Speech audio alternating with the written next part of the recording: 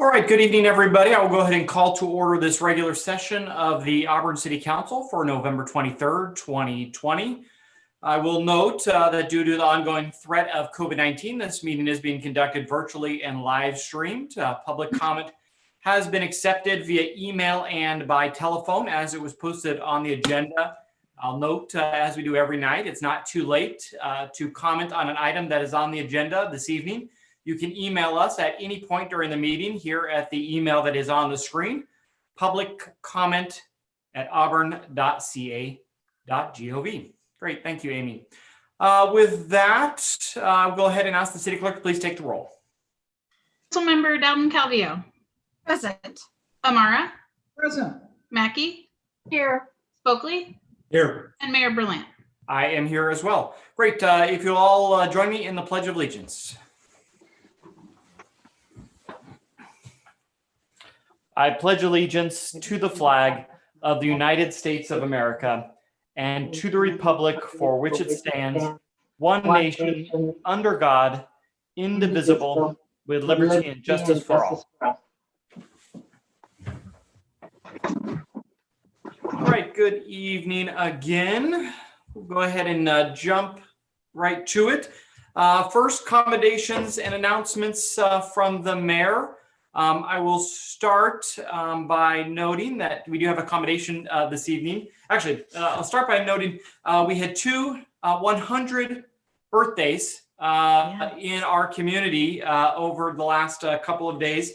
Kenneth Anderson turned 100 years old this year, and I'm going to ask Amy to help me with the other one. I delivered one to her to deliver, and I kept one. Amy, can you tell me real quick who the other 100-year celebration was for? Yes, her first name is Leona. I know, I put you on the spot here. My apologies. And her last name is Sturmer, S-T-E-R-M-E-R, Sturmer, Leona Sturmer. Anyways, the city clerk was kind enough to put together a nice little certificate of congratulations, and quite a milestone for two of our area residents. So congratulations and happy birthday to both of them. We'll move right into accommodations. And Gary Hopping, I see that you are with us. And if you want to turn your camera on, if you have one, great. If not, welcome this evening. So this evening we are honoring Gary Hopping, who retired from the city of Auburn. Oh, there's and Gary, are you with us? There you are. Wow. Is this for No Shave November, or is it for retirement? No, I'm going to try out for the sequel to the Duck Dynasty show. I got to work on this. Very nice. Well, good evening, Gary. I'm going to go ahead and put onto the screen here the commendation that we have for Gary, so you can all follow along with us. So this commendation reads, whereas the policing profession is a noble profession. It's a profession built on integrity, honor, and courage, a profession made up of men and women who have chosen to help those in need and willingly face the dangers that the average person will never face. And whereas Sergeant Gary Hopping served our community and those he was sworn to protect with professionalism and exemplariness. Sergeant Hopping's service and career has been centered around the Auburn Police Department's mission of a team of professionals relentlessly protecting the innocent and improving the quality of life for our community through compassion and partnership in order to preserve justice and equality. And whereas Sergeant Hopping dedicated his career to the organization and to those men and women he served with professionalism and vigor, as well as shaping the future of the Auburn Police Department.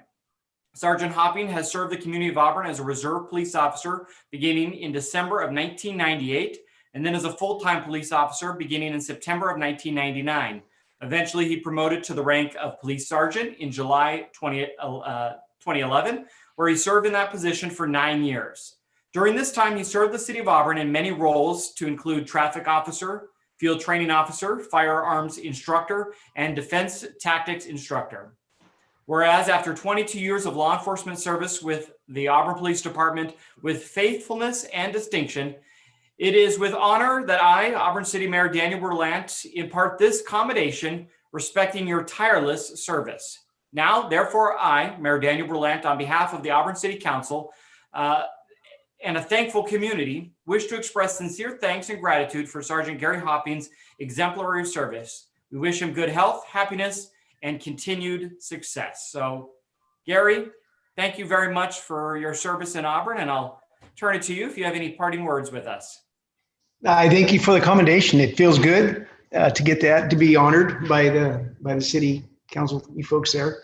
I do miss being part of the city. That's one of the things I do miss, being able to interact with the community, which I really enjoyed doing. But now it's time to move on and do some other things. And With my do you have beard. other things lined up already? Yeah, actually, I get to do whatever my wife tells me to do. Smart man. She's smart man. enough. Yes, yes. I'll really quick open up, see if any of the other council members, Councilwoman Mackey, go ahead. Yes, ma'am. Sergeant Hopping, thank you so much for all your years of service. I remember you from when I was on the council the first time. I Yes. think we Yes. pinned you on my last year of when I was on the city council the first time.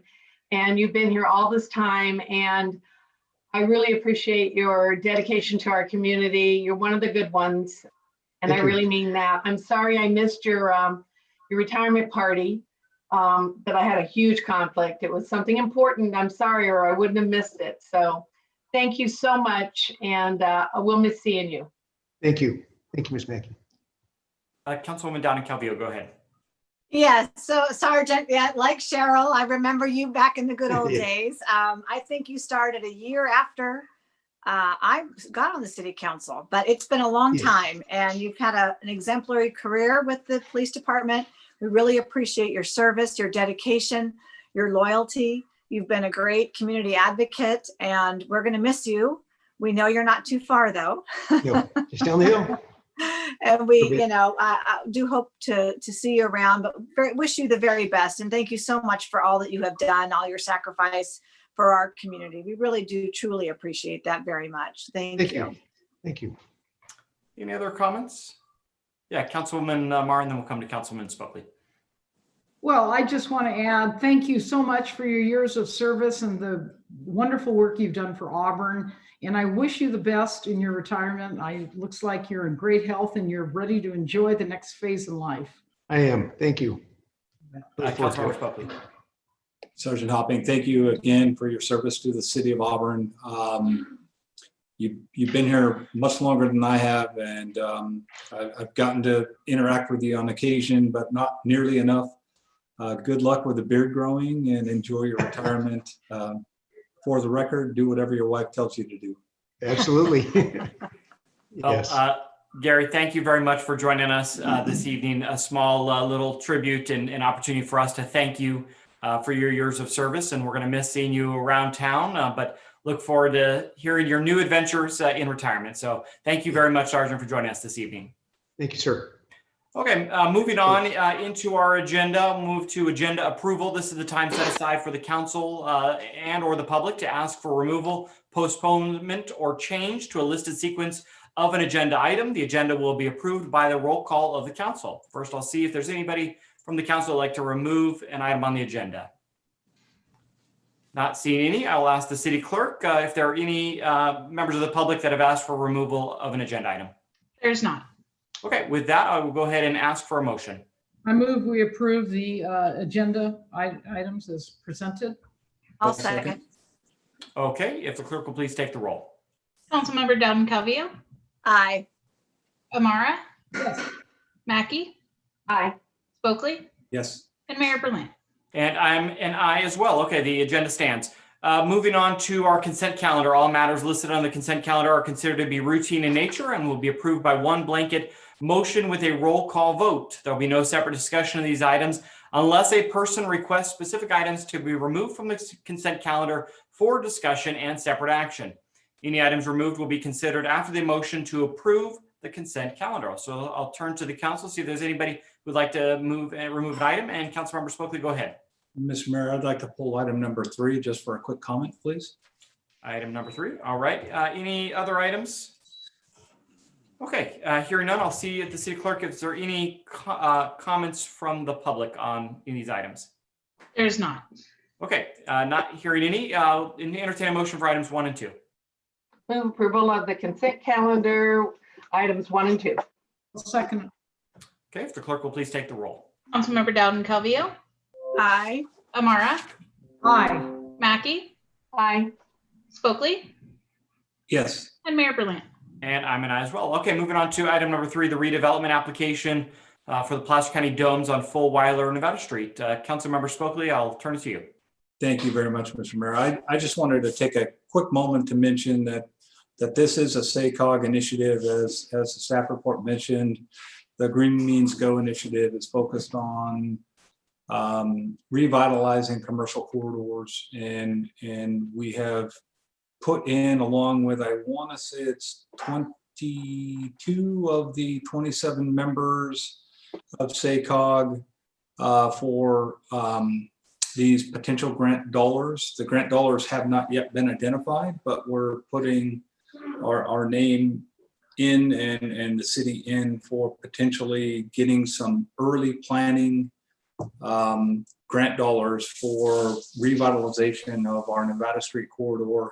As we all know, the county has acknowledged and announced that their plans are to vacate their current chambers, their current facilities that they have at the Fulweiler location, relocating out to DeWitt. And this opportunity will allow us to do some early planning in conjunction with the county to figure out how we can best reuse these properties. The county and I personally have had conversations about this over the last couple of years. This is an opportunity for us to secure some potential grant dollars. So I appreciate the support for this from the rest of the council. I do think this is an important first step.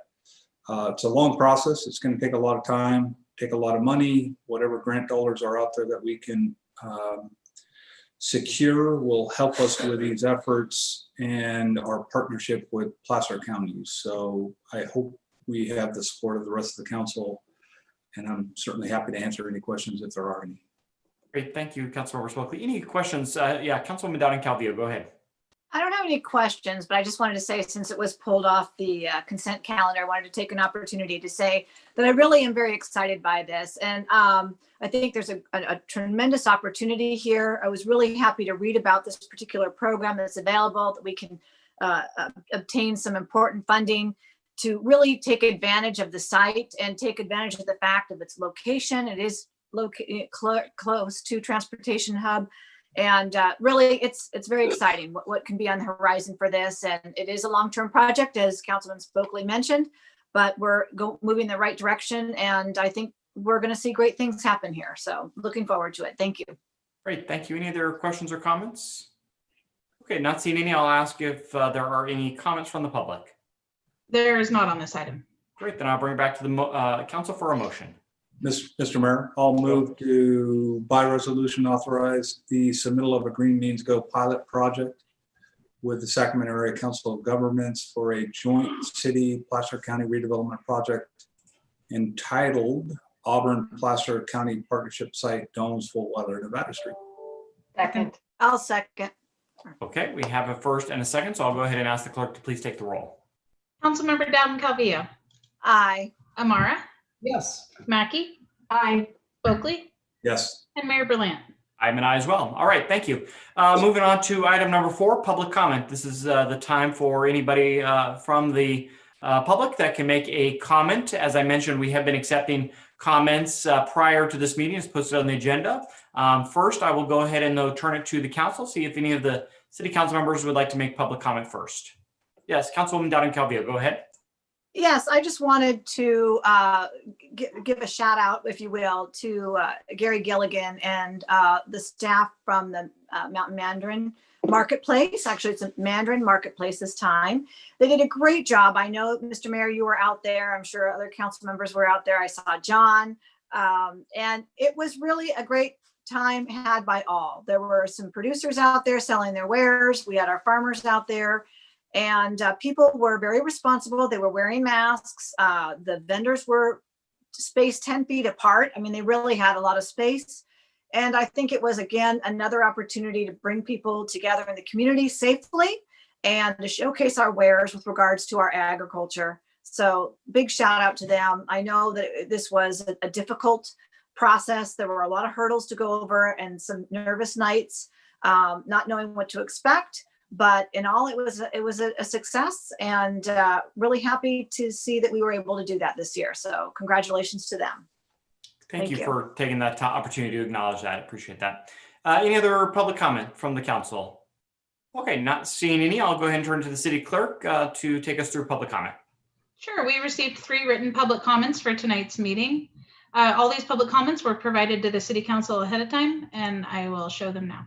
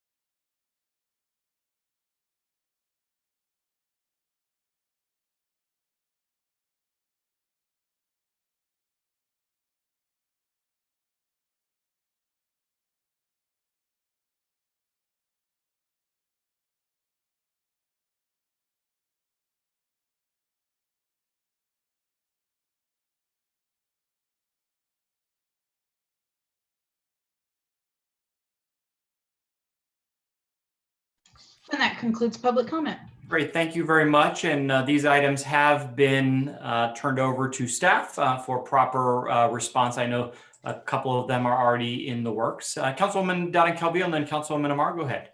Yes, I just wanted to applaud our youngest public comment speaker. What a great suggestion with regards to the water bottle filling stations. And actually, I thought that would be appropriate to refer to the Endurance Capital of the World Committee. They have a little bit of funding right now, not a lot, but there aren't a lot of events going on. And so this might be something, and as a member of that committee, we might want to discuss. I think it's a nice idea. I know they're expensive, but I'd like to refer that over to that committee. Wonderful, thank you. Unless there's any objection. Not seeing any. Look forward to your follow-up on that item. Councilwoman Amar, and then we'll come to Councilmember Swokely. Yeah, that's Alice or Councilwoman Dowding-Calvillo. That's exactly what I was going to remark on. I think a 5th grader with that idea is wonderful, and it has a lot of merit to it. Thank you for referring it over to the Endurance Committee, and hopefully we'll see it come to fruition in some capacity. Thank you to Ms. Emerson. Great, thank you. Councilmember Swokely. I just on top of all that, want to thank that young person for the comment. I think it was fantastic. I do want to also mention to the council and our liaison to the Endurance Committee, we have a partner in Placer County Water Agency who is always looking for opportunities to contribute. This seems like a perfect opportunity for them to help with costs with facilitating this opportunity for us to get water filling stations around our community. A great idea as well. Councilmember Mackey, go ahead. Yeah, that's exactly what I was going to say about PCWA, because they had offered water fountains to the downtown businesses during events. They wanted to partner with us on those, not drinking water, but hand washing stations. So they might be a good partner for this. Maybe not quite so many locations to start with, but at least get a few going, and that would be great. What a great idea from a very brilliant little 5th grader. Yes. So thank you. Councilmember Swokely. A good contact would be Josh Alpine, one of PCW board members. So reach out to him. I'm sure he'll do whatever he can to help us out. Yeah. Wonderful. Thank you, Councilwoman Dowding-Calvillo. We'll look forward to you bringing this to the Endurance Capital Committee. And then John Dunleavy, look forward to your report back to PCWA. And of course, the police department is dealing with the third item, and we'll be talking about the second item in just a moment. So not hearing or seeing any other public comment, I'll go ahead and close public comment and bring us to council business. Item number 5 is the CalPERS unfunded liability funding alternatives. I will turn it to Andy or John. That would be me. Thank you, Mr. Mayor and members of the council. For the record, Andy Heath, the city's finance director. What I'd like to do for you tonight is go through something that we talked about when we adopted the budget a couple of weeks ago, the amended budget, where a significant source of savings that the city may want to consider for the future is looking at how current CalPERS costs are funded and how a pension obligation bond might fit into that. What I thought I'd do tonight is just give you a very brief presentation on a few things about pensions. You can go to the next slide, Amy. And talk about the CalPERS pension basics, just go over some pension 101, bring you up to speed about our pension plan, why costs are trending higher. We'll go through that, and then look at the city of Auburn specifically and the costs for the city of Auburn. Then we'll go over total pension costs as they are articulated in a famous slide that we add to pretty much every fiscal presentation about our 7-year financial forecast and the pension costs for the future. And then look at any strategies to addressing those rising pension costs, because there are several.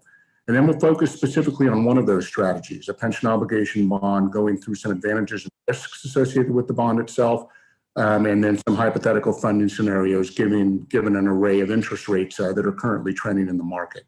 Subsequent to that, we'll open it up to any discussion or questions that the council might have, and be looking for direction to actually proceed with selecting a financing team for the pension obligation bond and bringing that back for the numerous steps that it takes to issue a bond through the city council in the very near future. So next slide. Looking at CalPERS pensions, just some pension 101. As you may be aware, the city does have 8 pension plans currently. We have the three main plans that we've always had, which are classic ones, pre-PEPRA plans for police, fire, and our miscellaneous employees. And we also have 2 Tier 2 plans, which were put in place by the City Council, subsequent to staff recommendation, pre-PEPRA, recognizing the pension costs were getting high. The council had a lot of foresight and actually put in 2 different plans, plans that cost the city less money for our police and fire plans called Tier 2. So people hired subsequent to that date were placed in Tier 2. And then, of course, in 2013, the state did pass PEPRA, the Public Employees Pension Reform Act, and all of our new employees, non-classic employees, are placed into those PEPRA plans that have an altogether different rate associated with them. All of these pension plans are a defined benefit plan, meaning that for each one of these plans, you earn a certain percentage of your highest pay or your highest average pay for a 3-year period as of a certain date of retirement, 50 years, 55 years, 62 years, depending on the plan that you're in. But it is a defined benefit plan. So it's not like a 401k where you only get what you put in plus the interest over time. You actually get a defined benefit until you die. And then depending on what plan you choose and the way you choose to settle your retirement, you can actually have your spouse receive those benefits till they die as well. So it is a defined benefit plan. In those plans, the city does pay for certain components of those CalPERS costs. We pay what's called a normal cost, which is a monthly percentage of payroll for each defined group.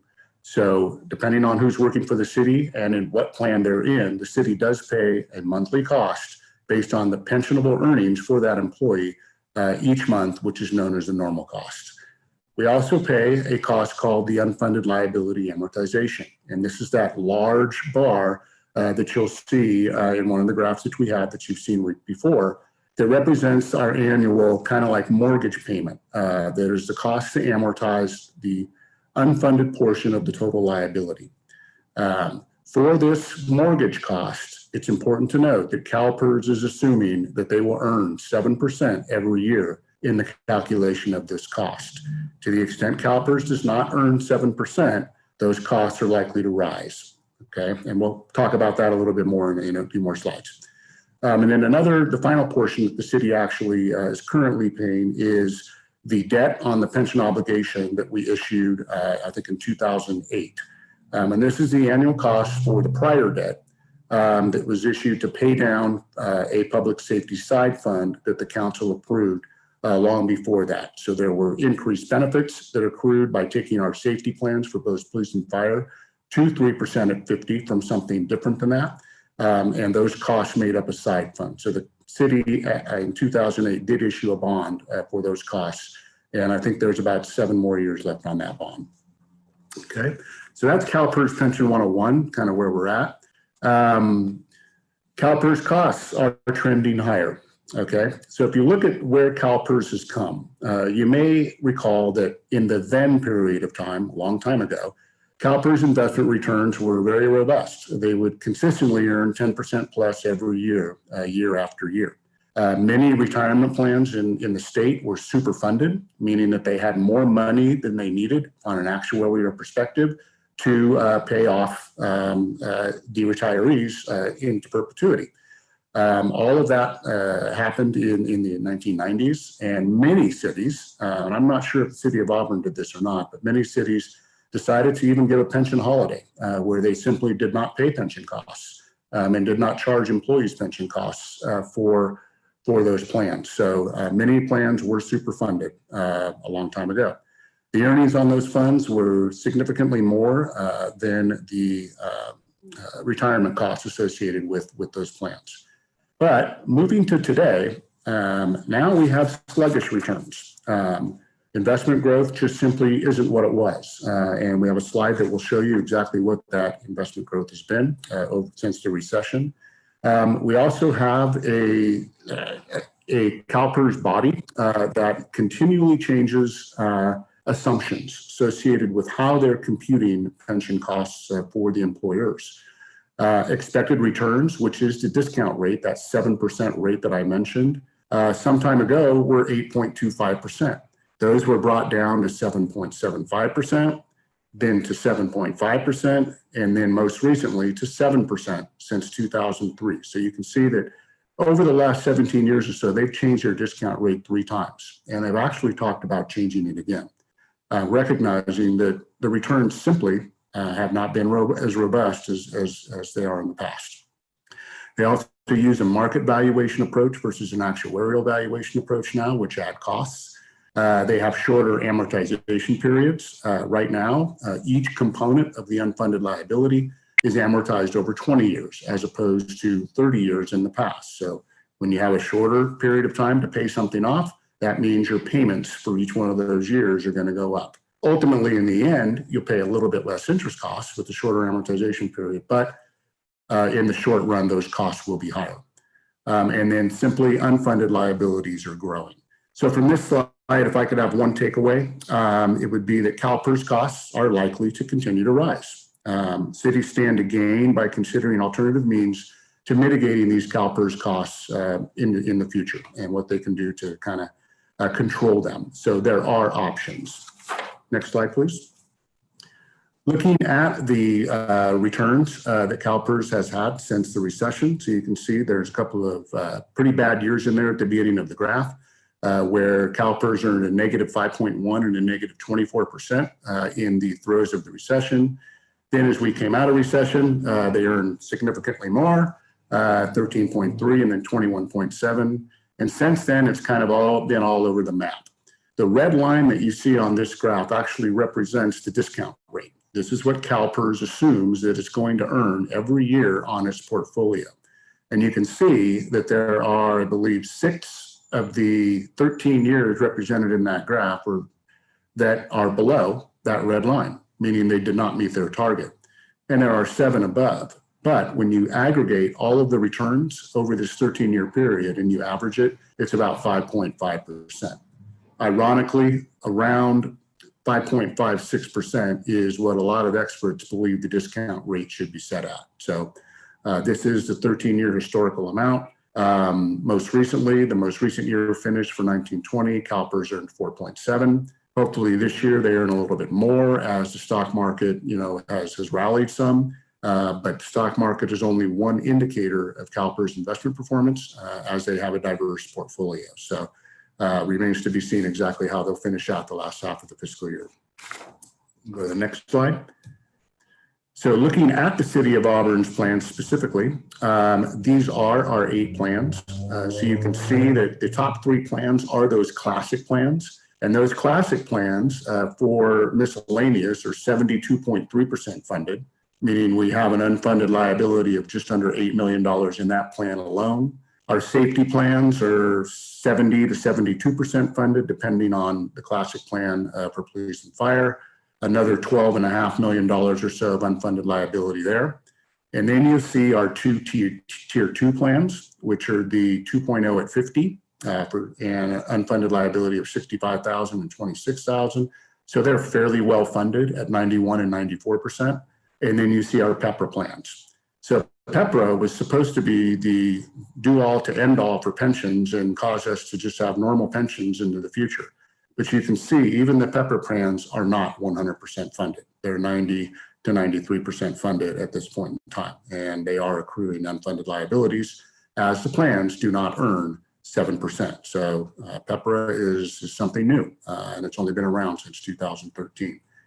Nonetheless, the city's total unfunded liability for all 8 plans in the aggregate is about $20.6 million. So this represents the unfunded portion of the city's pension plans, according to the CalPERS actuary for June 30th, 2019. Next slide, please. Okay, so when you look at the city's financial forecast, specifically for the general fund, recognizing that the vast majority of the pension costs reside in the city's general fund, you can see that in fiscal 18-19, on an actual basis, we spent about $1.994 million on pensions. And that blue portion of the bar represents the normal costs that I discussed for existing employees. The orange portion of the bar represents the unfunded liability, and you can see that one is growing the most. And that's just because the unfunded cost, the cost for unfunded liabilities is projected to grow according to CalPERS actuaries. And in the green portion of the bar is the debt service for the pension obligation bond. So you can see it is fairly stable until 21-22, and then it goes down a little bit in 22-23 as the debt service model that currently exists for that pension obligation bond goes less. And then I believe the final payment is in fiscal 27-28, so one more year after this graph. But what I wanted to show you in this graph is that from 18-19 to 26-27 projected, you have an increase of about $900,000 in total pension costs that are expected to be borne by the general fund over that 8-year period of time. So costs continue to rise for pensions. Next slide, please. Okay, so what can we do about this? How do we begin to control how we fund pensions and how, what the total cost of pensions ultimately will be to this city, and have some level of stability as we move forward, not being behind the 8 ball every year when we get the new actuary and wondering what it's going to say about the future of pension costs to the city.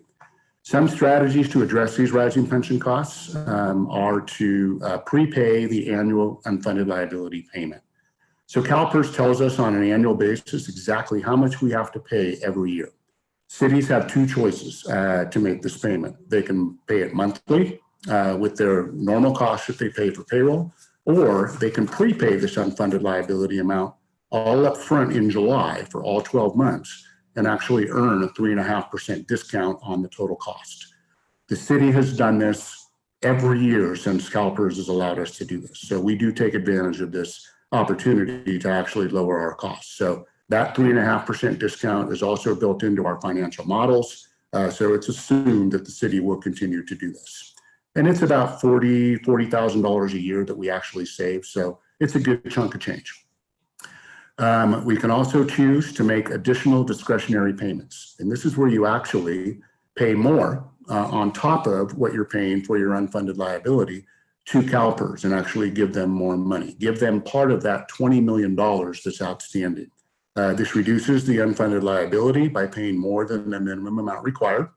But the big risk here and the big con with this element is that To allocate other funding to give to CalPERS only takes away from other priorities that the city may have. You have to allocate another dollar that's going somewhere else to actually pay down that CalPERS debt.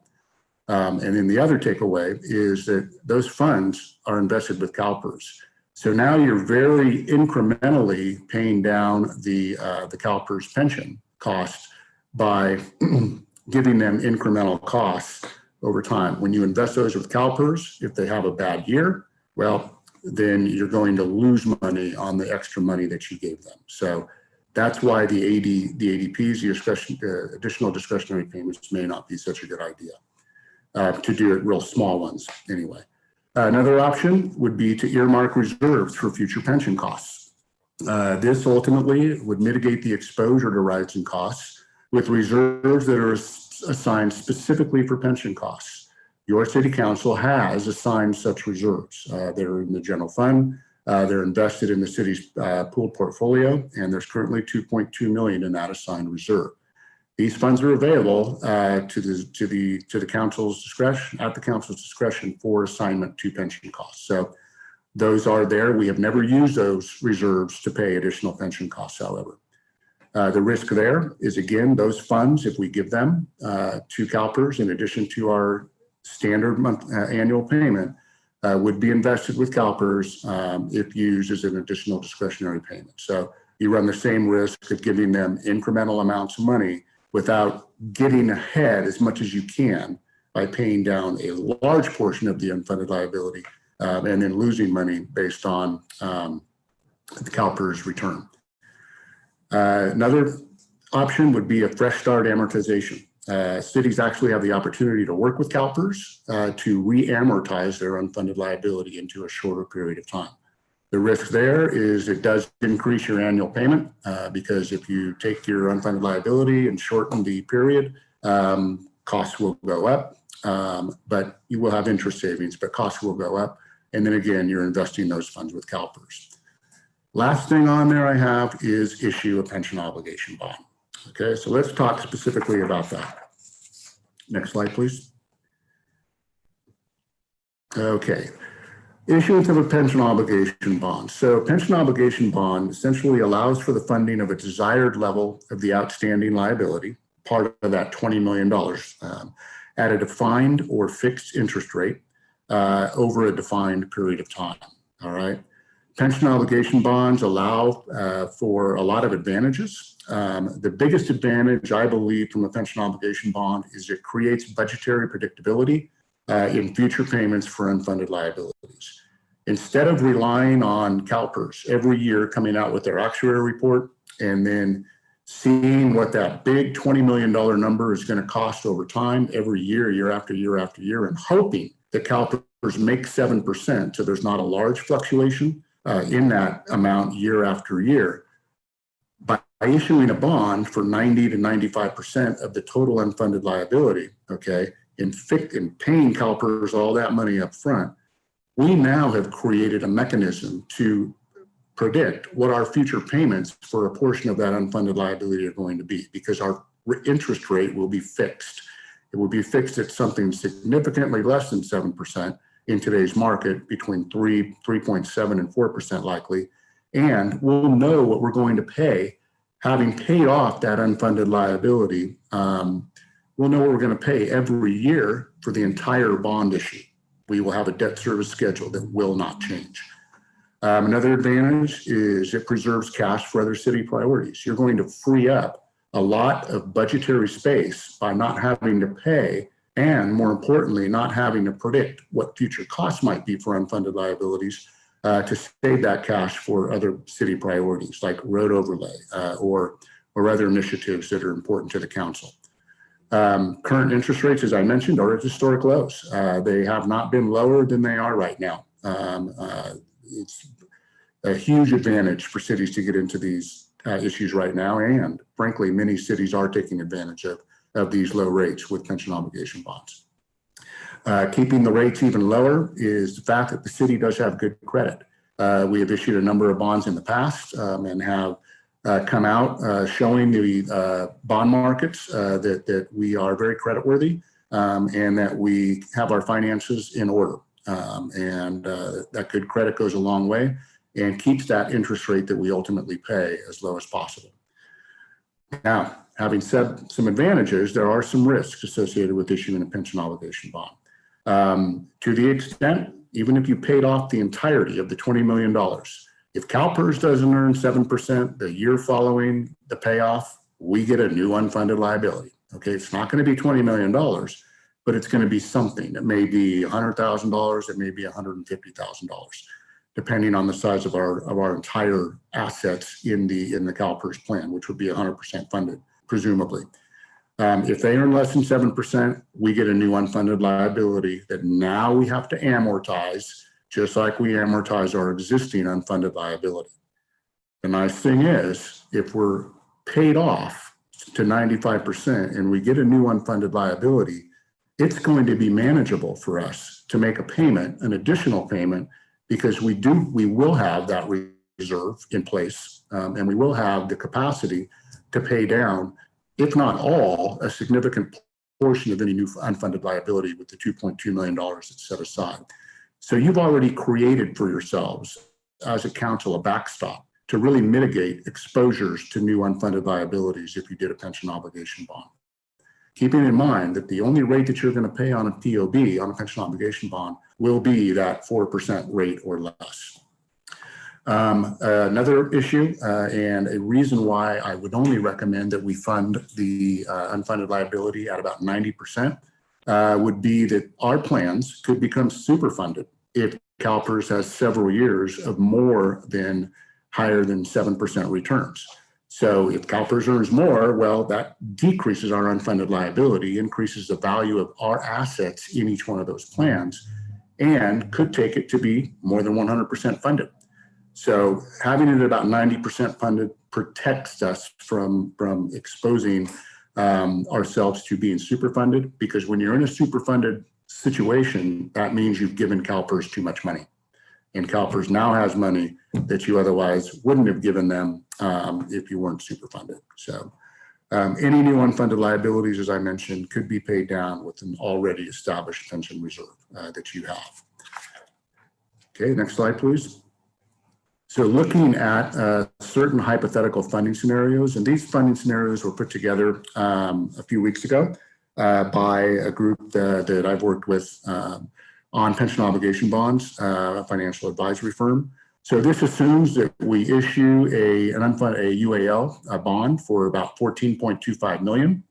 That essentially gets our funded ratio for all of our plans in the aggregate to about 92%, keeping it below that 100% threshold that I mentioned for the reasons that we don't want to be superfunded. You can see there's 4 different opportunities there. One of those is a no-dis savings opportunity, where, and I'll show you these in just a minute on the next slide. And then you have a level payments pension obligation bond for 25 years, 1% escalating pension obligation bond for 25 years, and level payment obligated pension obligation bond for 30 years. Go to the bottom line, and if you look at the cumulative savings, you see that there is a large cumulative savings for the first 3. There's a negative cumulative savings for the 30-year bond, only because you're not amortized. You're paying too much interest, basically, because you're amortizing the entire component over 30 years. So that one would not be recommended. But if you look at the no-dis savings pension obligation bond, you see that the cumulative savings is $5.4 million. Okay. And when you look at the savings over the fiscal years 2021-22 to 2035-36, about the first 15 years of the bond issue, you see that we would be adding back an average, and this is real budgetary savings, okay? We would be adding back between $360,000 and just under $700,000 for each one of those 15 years, depending on which issue we do. Out the gate, I need to do a little bit more analysis to see which of these we want to recommend to the council and for what reasons. Nonetheless, any one of those first 3 options does pose significant savings for the city in the long run. So if you go to the next slide, this kind of shows you exactly what's going on with the savings. So each one of the bars for each of the fiscal years in the light blue, that represents our current unfunded liability component, okay? And that is right out of the CalPERS actuary reports for all years remaining on the amortization schedules for all plans. The gray portion of the bar in the first, it's like 7 years, is actually the pension obligation bond that we're paying off currently for that safety side fund. Okay, so you can see after 2037, 38, that goes away. Each one of the lines that's going across represents one of the scenarios on the previous slide. If you look at the blue line, that represents the scenario that was called the no dis savings for 24 years. What this does is it levelizes a payment for the first approximately 15 years or 16 years of the bond, which you see a straight debt service payment, okay? So it's gonna be about 1.8 million a year. That payment's gonna be paid, and then it's going to decrease consistent with the expected payment at in the current day for CalPERS unfunded liability payments. Of course, this assumes that CalPERS earns 7% for every one of those years in this model on those bars, okay? But when you do a bond, you can pick pretty much any way you want to sell the bond and the debt service associated with that bond. So that blue line would just keep us normalized with CalPERS. But for the first 15 years, you can see we're going to add back to the budget everything above that blue line that is in one of those light blue or gray bars. Okay, that is going to be the budgetary savings that your council will get as part of the general fund to add back every year for each one of those years. The other lines are simply what the debt service looks like if we levelize, and you can see there's significantly more savings in the short run over the first 15 years if you do the yellow, the green, or the orange debt service program. And that's only because you're taking it out farther and you have some dis savings where those lines are above the blue line, okay, in that wide area before the debt is completely paid off in 2047. So lots of different ways you can do this bond, but the takeaway that I would like the council to have with this slide is that no matter what we choose to do over the first 15 years, you will have a significant amount added back to your budget. And in the long run, keep in mind that these bars, this amortization schedule that is before any lines are on here is real, and it's right out of the CalPERS reports. And it assumes that they're earning 7% every year. If they don't earn 7% every year, every one of those light blue bars goes up, okay, in the long run. Those lines for the debt service do not. They are fixed. Once you get into a bond and you decide that you want to move forward with a bond to pay off long term, that line will not move. Okay, that will be, and those bars will go away.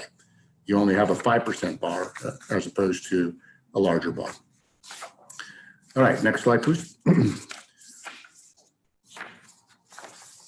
Okay, so that kind of concludes my presentation. So I would like to open it up for any discussion or questions that the council might have. And then the direction staff is looking for, as I mentioned, would be to actually begin to work with the financing team to bring back to the council the 2 or 3 things that we would have to do on different meetings to actually get the bond going. So with that, I'll stop and be happy to answer any questions. Great. Thank you very much, Andy. I just quickly want to apologize for the technical challenges in the presentation with the bar that kept appearing and still appears at the bottom. So staff tried to work on that, but sorry. We will start with Councilwoman Mackey. Go ahead.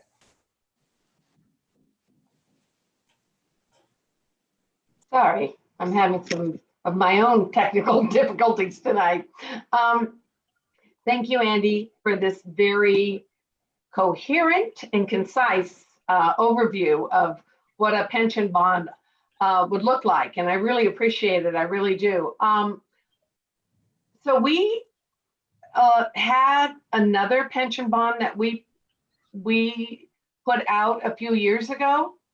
Is that what you're saying? Yes, we did. Yes, we do. Yep. When was that, and what was the percentage on that? So that was in 2008, and that was actually a joint bond that the city did with a number of other cities through the California Statewide Community Development Authority. I think there were about 5 other cities, and it was all for the same thing. We got, at the time, a competitive rate of probably 5 to 7%. So that is why we are recommending, if we do a pension bond, that we will refund or refinance that bond into the new bond to get a lower rate. That was my next question. Great. So then I also have a question about slide number 6. So Okay. I remember having a little discussion between myself and Jim Holmes. And because he was saying that the county's pension was entirely funded, which it wasn't. It was, I think, 65% of the time. And I was Right. told that ours was funded at about 72%. But on here, some of it's funded at 90%. 90%. So I'm That's right. confused. I'm confused about the amounts on this. If this total unfunded liability is 20 million, so are we funded 72% of this 20 million? Yeah, but if you look at the largest plans that the city has, with the largest share of the unfunded liability are our class plans, the former plans before any pension changes came about.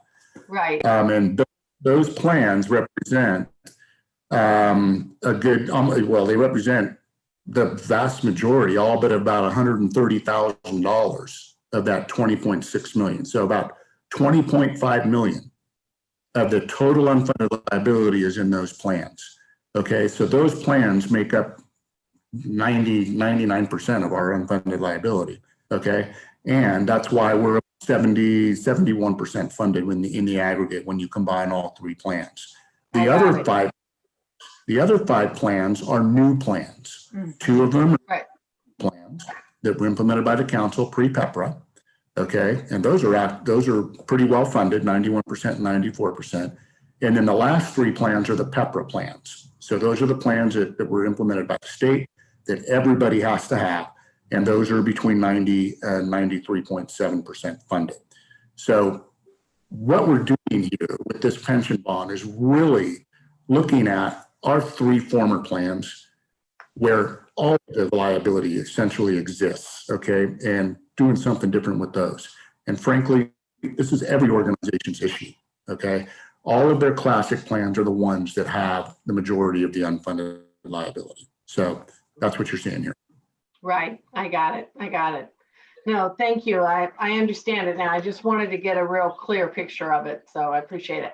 That's all the questions I have. I think it's a good idea, by the way. I'm not going to be around when you guys make this decision. So I just want to say that right now. I think it would be a great idea for us to do this. I think it's a safe thing to do. Thank you. Great, thank you. Other questions? Councilwoman O'Mara.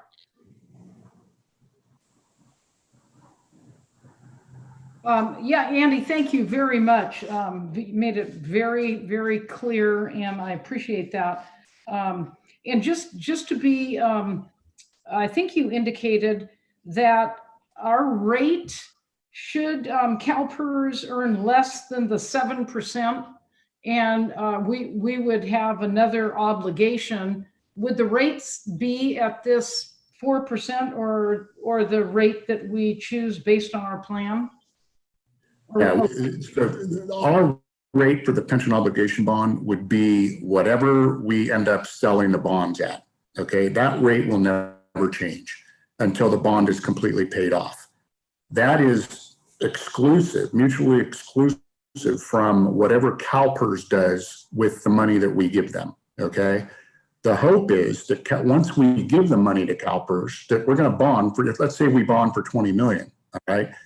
We're going to give that 20 million to CalPERS, and then we're going to pay debt on that for presumably 4%. Once we give CalPERS that 20 million, they're going to combine that with the 80 million they already have, okay?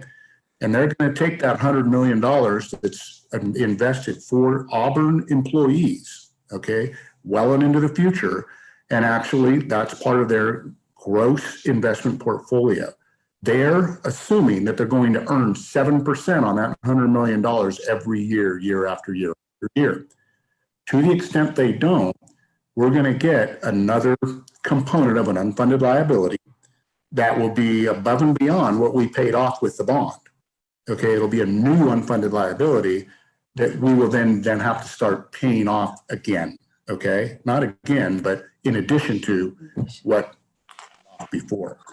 Because your council has money set aside for pensions already, and you've recognized that this may happen, and to really mitigate budgetary exposure on having to allocate otherwise priority policy funding for a certain thing over to pensions instead, you've got 2.2 million set aside to really help mitigate any exposure to that earning less than 7%. Okay, yeah, I understand that. And so should we choose then would we pay it off? I mean, I guess I'm looking at worst case scenario. Would we pay it off with that money that we're setting aside, or would we pay it over time and if so, at what interest rate? So the interest rate would be at 7%, the CalPERS rate, okay? But it would each new unfunded liability would need to be taken in and of itself and looked at. So every year when the actuary report comes out, if they report a new unfunded liability, staff would look at it. We'd work with financial analysts if we need to, and we would make a recommendation on exactly what we may not want to pay the whole thing off. We may want to pay the whole thing off. It just depends on how much it is, why it happened. There's a lot of factors that go into that. Nonetheless, it'll be much easier to come up with a recommendation in that situation than if we had a much larger unfunded liability that was exposed to an investment loss. Okay, thank you. And then I just want one more item of clarification on the with the no dis savings versus I understand you're going to bring it back and give us your recommendation. I appreciate that. I just was looking at the chart that you have. Is that does the interest rate vary with those? I see you have an the interest rate under the dis savings is 3.76. Under the level, yeah, it varies. Go to the slide, the second one before that one right there. Yes. So you can see there's a line on there called all-in interest rate. Yes. So obviously, the lower the payment period, 24 years, the lower the interest rate. So we've got a 3.76% interest rate for that pension obligation bond over 20 years, and that grows to 4.09% for a level payment over 30 years. So yeah, the interest rate does vary. The lower the amortization period for the bond, the lower the interest rate. Okay. And lastly, you indicated that cities are a lot of cities are doing the POB. So yes. Cities of our size as well participating in this? Yes. So the city of Grass Valley recently issued a pension obligation bond about 6 months ago, was successful in attaining an $18 million bond for 3.61%. And that is saving anywhere between $400,000 and $600,000 annually to the city's general fund. Oh, okay. Thank you very much. And I think it's a wonderful idea too. And that's, yeah. So I would direct staff as well. You're welcome. Great. Thank you. Councilwoman Dowden-Calvillo. Thank you very much, Mr. Mayor. I had the opportunity to speak with Andy about this at length several months ago when we were talking about options, to help the city out financially, actually during the campaign. And so I'm pretty well versed in it at this point. I don't have any specific questions. So again, thank you, Andy, for spending that time. We spent about an hour several months ago talking about this. And it's something that I have felt very strongly about. It's a way that we can truly save money for the city, especially, our revenues right now are down, but this is long-term, when we've got other costs with public safety and so forth. And I really think this is the responsible thing to do. And it really does position us in a better place. The city council has been very prudent in establishing that separate reserve for 2.2 million now that we have in that fund. We need to continue to ensure there are funds in that gives us that necessary backstop. But I think that, if we do issue a bond that would achieve about that 92% a rate or payment, that would really put us in a good position so that we don't run the risk of a super fund, because that certainly wouldn't be good either. So thank you very much, Andy, for bringing this to the council. I'm in full support. I think this is what we really truly need to do at this time to be fiscally responsible. So, and to our taxpayers as well. So, which is really important. So thank you. Great. Thank you. Councilmember Spokley. Thank you, Mr. Mayor. Andy, as always, thank you so much for the very well thought out and put together presentation for us. You know, over the years, this is my favorite topic. And, you know, if I'm recalling correctly, you know, I and the rest of the council were very adamant many years back to put together a reserve specifically for the pension liabilities based on all of the uncertainties coming out of the CalPERS board and their decisions that they make on a very regular basis.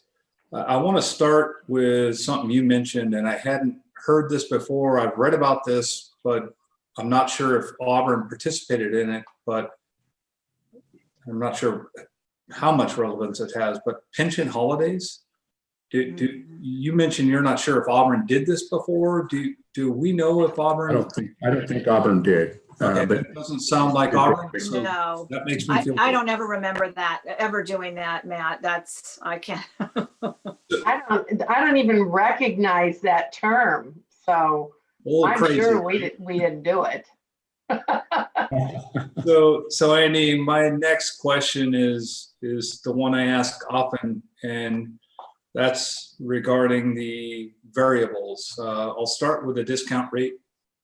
We're now at 7%, and based on investment strategies that the brilliant CalPERS board has implemented over the years, and they're getting better year after year.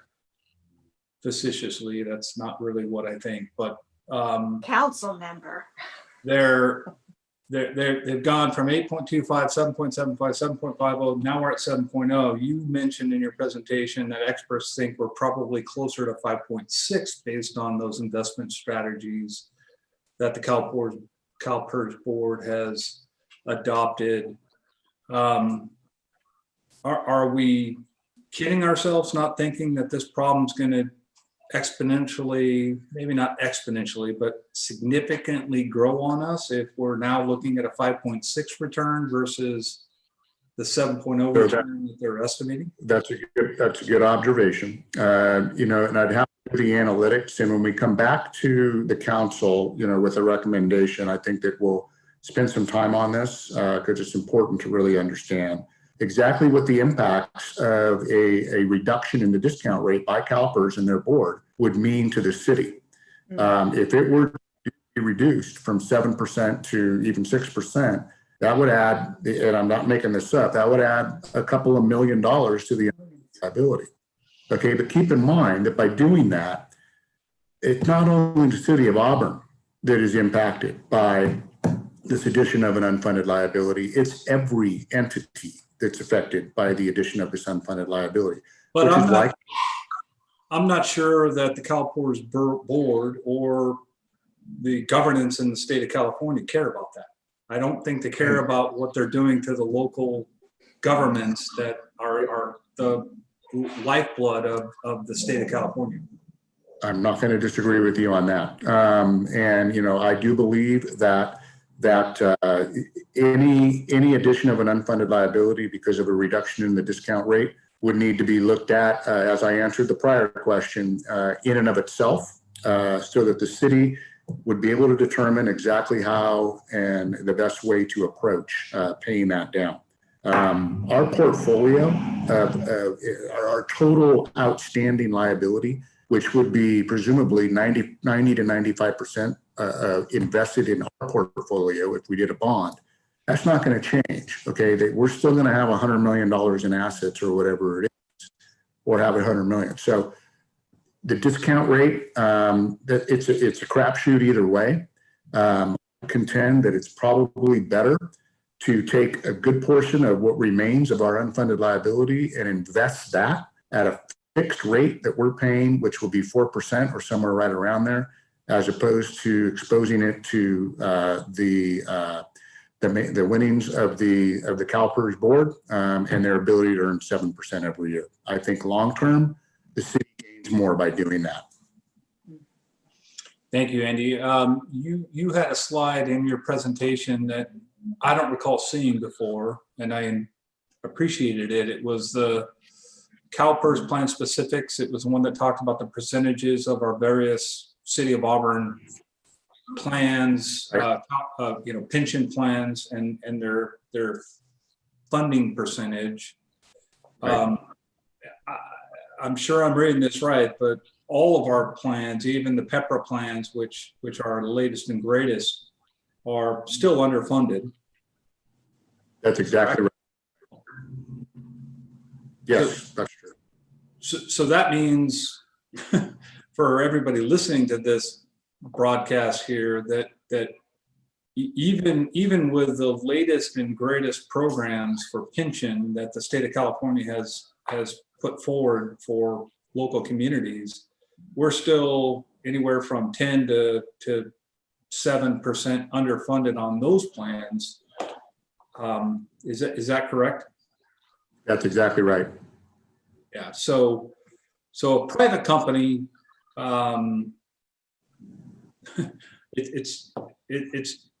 that's just not something that happens in the private industry. We don't present to employees that we've got a program that's funded and hope and wish that someday, some way, we're going to come up with some magical money to spread the gap. Comment. I apologize, Mr. Mayor. The last comment I think that I wanted to make was the program, the ideas that you're bringing forth. I do know the city has done these before. I think given what you presented, Andy, and the interest rates that are available to the city of Auburn Right now. this, just like reserving funds in our general fund to ensure that we had some available buffers to deal with what the state would throw at us from our unfunded liability standpoint. I commend you in bringing this forward, and John, thank you, or whoever was responsible for this, for bringing this forward to the council. We need to do everything we can do to mitigate the increasing uncertainties that we're going to see from the CalPERS board, in my opinion. This isn't going to get easier, it's going to get harder. So whatever we can do to mitigate these unfunded liabilities and the ever increasing cost to local governments is perfect. So thank you, Andy, for bringing this bond approach to us. I'm certainly in favor of it, and hopefully the council agrees with that. Thank you. You're welcome. Thank you. And Andy, I will just round out here the appreciation for the clear and concise discussion on what is really a very complex issue. A lot of people don't understand what pensions are to begin with, don't understand that employees are paying into it every single month as well. It's not just a free gift from the city. The employees too have money coming out of their paycheck to pay their fair share. So I appreciate you really kind of breaking it down for us and the community, and then being creative. And I'll hold some additional comments till the end here. I only have one additional question from what's already been asked and discussed here. But what would be your proposed timeframes on moving forward with a bond, should that be the direction of the council? So I think, perhaps even with the next city council meeting, we could bring back some very basic resolutions, appointing a financing team. It'd be the vast majority of the team I would recommend the same team that we worked with in Grass Valley. And I've worked with a number of other plans as well. They're a great team. They worked with the city before on its other bond issues and why fix it if it's not broken. So I can bring those resolutions back to the city council to appoint that team. At that point, we begin putting information together. And, I know that this docket for December is a short one, and probably more than likely the first meeting in January, we could come back with a recommendation to move forward. With a pension obligation bond, there may be what's called a validation process that would need to be done, where the city would have to work with its attorney to validate the issuance of the bonds and the legality of the bonds themselves. It's just a normal process. That could take up to 60 days, I believe. Nonetheless, we're not going to be behind the 8 ball with this process. I don't see interest rates going up anytime soon. And in fact, we could probably be ready to market the bonds in mid-March. Okay. So. Well, and that you answered my follow-up question. I was going to ask, what you thought, not having a crystal ball, the interest rate might be in several months, but it sounds like likelihood is we're not going to be that far higher than we are now. In fact, maybe it could be better. I don't think so. Yeah. Okay, great. Thank you. We don't need the validation agreement. And if we don't need to do the validation process, then we could do it even quicker than that. Okay. Obviously in a mortgage, you can lock in a rate. How does that work with a pension bond? Is it just once it's gone through all its legal pieces and the I's are dotted, T's are crossed, and then it's whatever that interest rate is that day, or is there a lock-in period?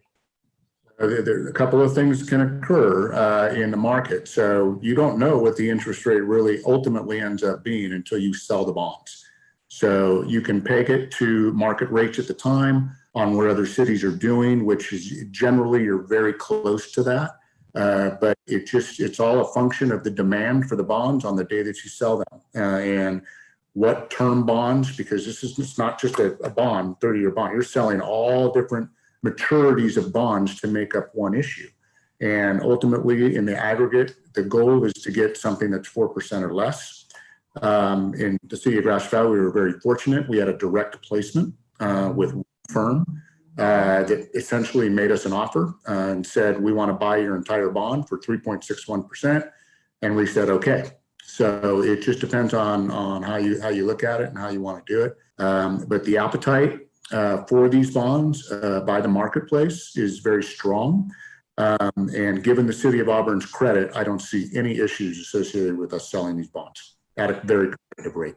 And assuming that we go forward with it, do we set a cap, whatever the market may be that day? Do we set a cap so that if it's over X percent, over 4%, that we don't actually move forward with the purchase, or when it goes on the market, it's whatever it is, and we just get whatever it is that day? It's generally whatever it is, and many times the underwriter themselves. If a portion of the issue is undersubscribed, meaning you don't have enough people that are demanding to buy a particular issue that's making up a defined interest rate, the underwriter will buy those and remarket those as part of its security, which it's securities for sale, which is why it's very important to have a very good underwriting firm.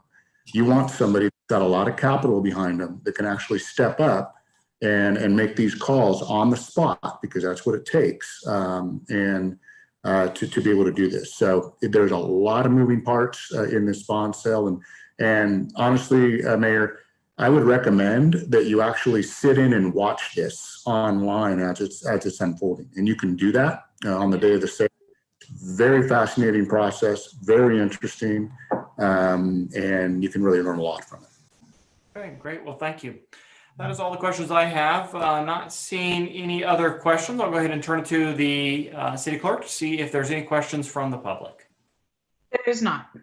Okay, hearing none, I'll bring it back then to council for comments, and I'll just go in the same order. Councilman Mackey, any comments you'd like to make? No, once again, I'm in favor of this, and I'd like to watch the process. Can I watch the process, Andy? We can make that happen, yeah. I think it'd be really interesting. It So is. thank you very much for all of your effort on this You're welcome. and great report. And I appreciate it. And I appreciated talking to you yesterday on a Sunday. You always take my call. I don't know why, but thank you.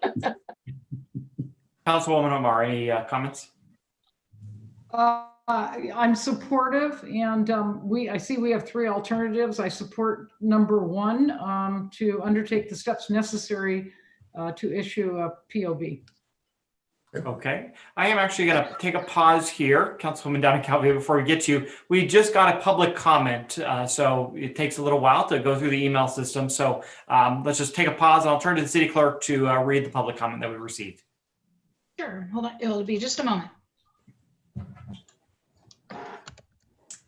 I think this is our first real-time public comment, Mr. Mayor, at I least in a think while. so too, and exciting to make sure somebody's participating. Obviously, this virtual world is a little different, and I know it's important to all of us that we hear from the community, which all of us do. You know, we get endless phone calls and emails that help us through our decision making, but to have somebody watching the meeting and be able to participate, including one of our own employees, this sounds great. So I will go ahead and turn it back over to the city clerk here.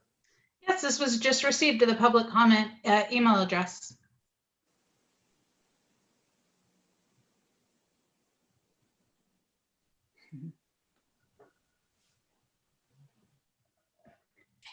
And that is all for now.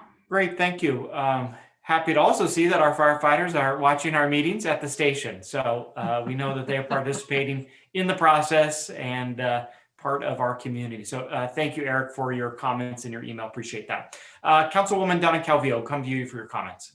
Yes, and I have already vocalized my support for this. This is something that I've been, pushing for a couple of months after learning about it from Andy. And again, I just think that, the time is right to do this. And I really look forward to moving forward if it's the council's pleasure.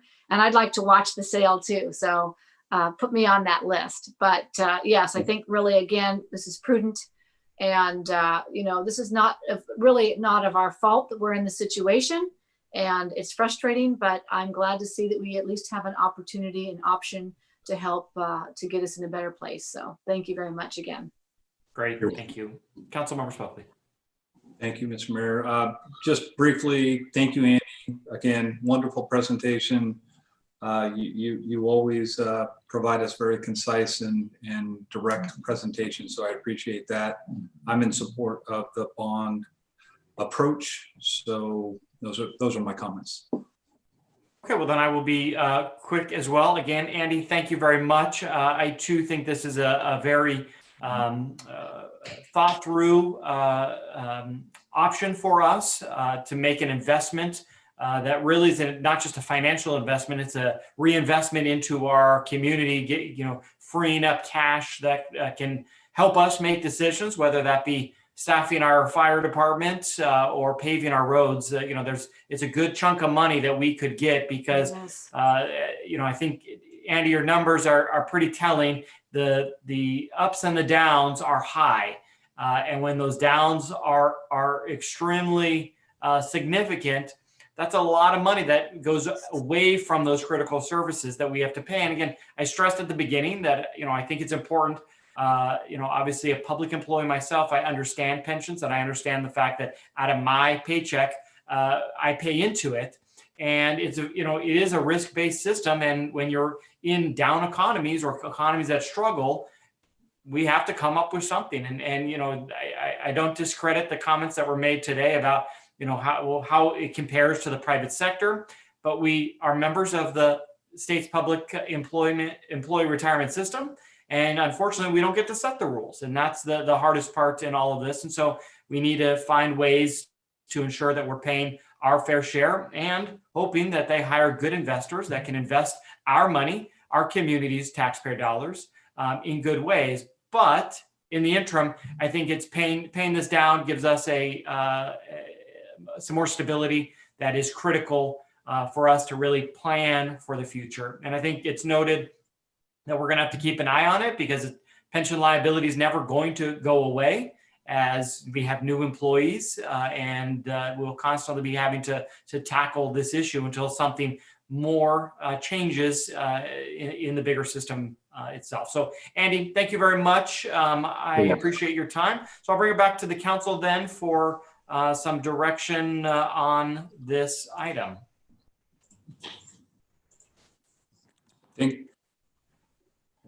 Well, it is information. Yeah, thank you. It is informational only. I was just pulling out my agenda, but I just want to see, it sounds like we have some pretty clear direction, but I just want to make sure the council is all completely on the same page that we are going to have city staff put together a presentation and move forward with a pension obligation bond. Is that the will of the group? Seeing all nodding heads. Andy, I'll look to you to make sure you understand that and see if there's any clarification you need from us. Great. That's it. Thank you, Andy. Well, we will look forward to, as soon as you can, bringing this item back for a decision, and we'll make sure, Councilwoman Mackey, we include you so you can watch the meeting and participate as well, and we'll make sure you can watch the actual purchase when it happens. So, Andy, thank you very much. Thank you, Mayor and Council. All right, we'll move on to our next item, which is item number 6, the COVID-19 business assistance funding. And I will turn it over to our city manager, Mr. Donlevy. Yeah, Mayor and Council, at the November 9th City Council meeting, staff was requested to bring back some type of recommendations regarding business assistance to address COVID-19 and its impacts on our business community. We are in absolutely unprecedented times, starting in March of this year. And now again, on November 16th, the state has really brought some of the most onerous impacts onto our small businesses, and mostly mom and pop. Imagine being in a situation where you have to completely change your business model, that you have to completely reduce your workforce, and you are a sit-down restaurant that has been forced almost exclusively into a takeout restaurant. The impacts on retail and restaurants is just an amazing occurrence. The council has been holding the regular economic workshops over the past number of months during the pandemic to try and address as much as they can. With the recent rollback where Placer moved into the purple tier, with almost 41 counties in the state are in that. It's required that action be taken. And tonight, staff's bringing basically a 6-part list of recommendations to you. One of the things I would like to mention is that we are in times that have never been experienced in probably the last 100 years. And as we look at how we address things, I think strategically, we have to look at what and how the assistance will look like, when it will occur as far as timing, and who the efforts are going to go towards. And as no time ever, the recommendation is that we seek collaboration with our businesses to try and do our best. Amy, do you have the one slide that I put up or sent you? Really, the recommendations, there are 6 parts to it. And one of the things I'd really like to make a theme for the council is that tonight is really but a beginning as we move through. It's a very dynamic process all over the state. The ramifications of the governor's order from last week are starting to really hit, with it changing almost on a daily basis. But the recommendations that we have really have 6 components to it. First is the idea that the council consider some type of assistance immediately through our local business associations. And mostly that would be the downtown, Old Town, and through the Chamber of Commerce. That the city work to pair with these organizations on logistics. There's been a lot of talk of different modes of purchasing equipment, purchasing types of awnings and those types of things. The idea that the city could be a partner and actually, if we had to, picking up things, receiving them, delivering them. But the idea that the city would become a really important partner, literally for the associations. That we look at expediting. I think one of the very good examples was what the Auburn Ale House did in front of their business. But the idea that we would come up with some form of a process for an expedited review and permitting of various types of structures. One of the things I would like to point out is that there are some areas of the city process which are not very flexible. And that involves the idea of having a review by various committees and commissions, design review.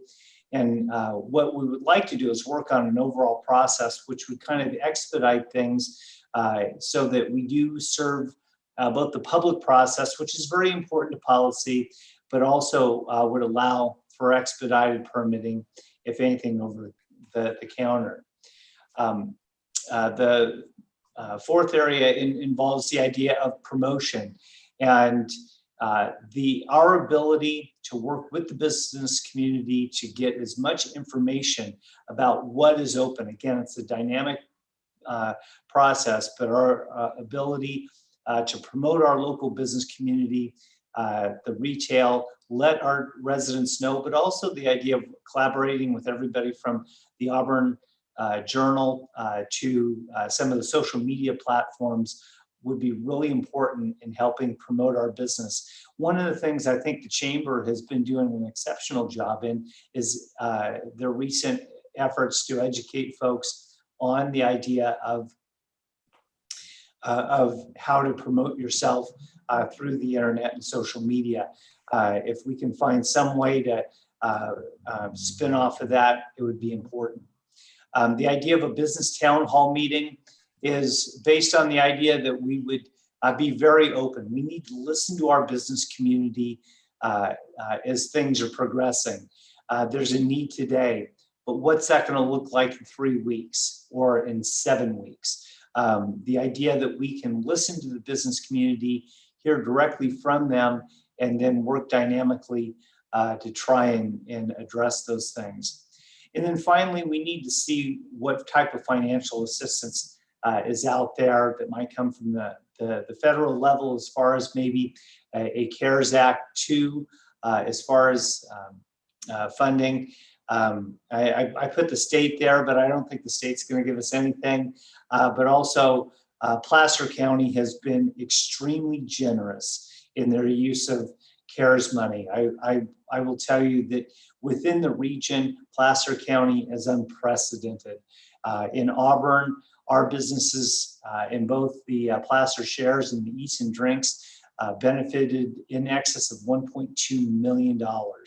And there are not any small communities anywhere that have done that. But one of to kind of wrap things up is we look at what is coming down, additional regulation, additional financial assistance. Tonight is really but a start. As we've looked at the overall financial assistance, I've used just a very simple number. Many of the cities and even the state has considered the idea of refunding. In this case, we've looked at what our business license revenue is from the most impacted areas of our business community. It comes out to a little over $10,000. Staff is proposing that we do even better than a match, up to $25,000 that we would send out to the business associations to see if they can't come up with ways to do things. In closing, I'd like to say that tonight staff's open to any ideas or suggestions from the council.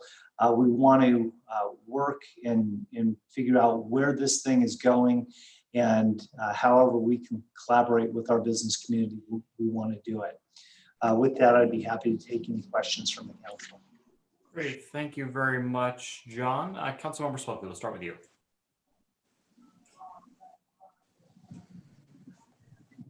And are on mute. I did it. Dang it. Sorry about that. John, I know it's a little early for this conversation, but there are a number of vaccines that sound very promising, and it would appear, based on what I'm hearing in various media channels, that they might be distributed sometime near the end of the year or the first part of 2021. Have there been any conversations about positioning the city of Auburn right after first responders and the healthcare professionals for getting in line? I mean, can we get in line early? Is that a thing? Is it too early to have that conversation? Are we hearing anything about that distribution of those first round of vaccines that might be available to our citizens? Ironically, I was on the call on Friday with Placer County. I asked a very similar question to them. And I just talked about the logistics of vaccine and are they working on all that?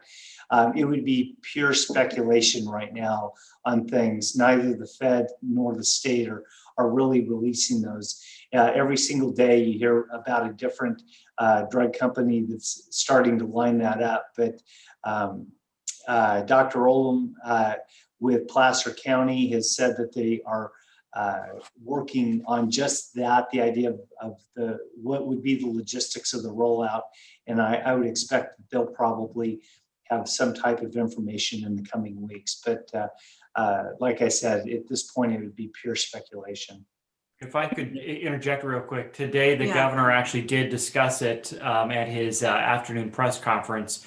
And the short of it, that my takeaway was that very similar to the flu shot for at least two of the manufacturers, they will be distributed through their normal healthcare providers, for lack of a better word, whether it be providers and or pharmacies. And so very much modeling how the flu shot is distributed.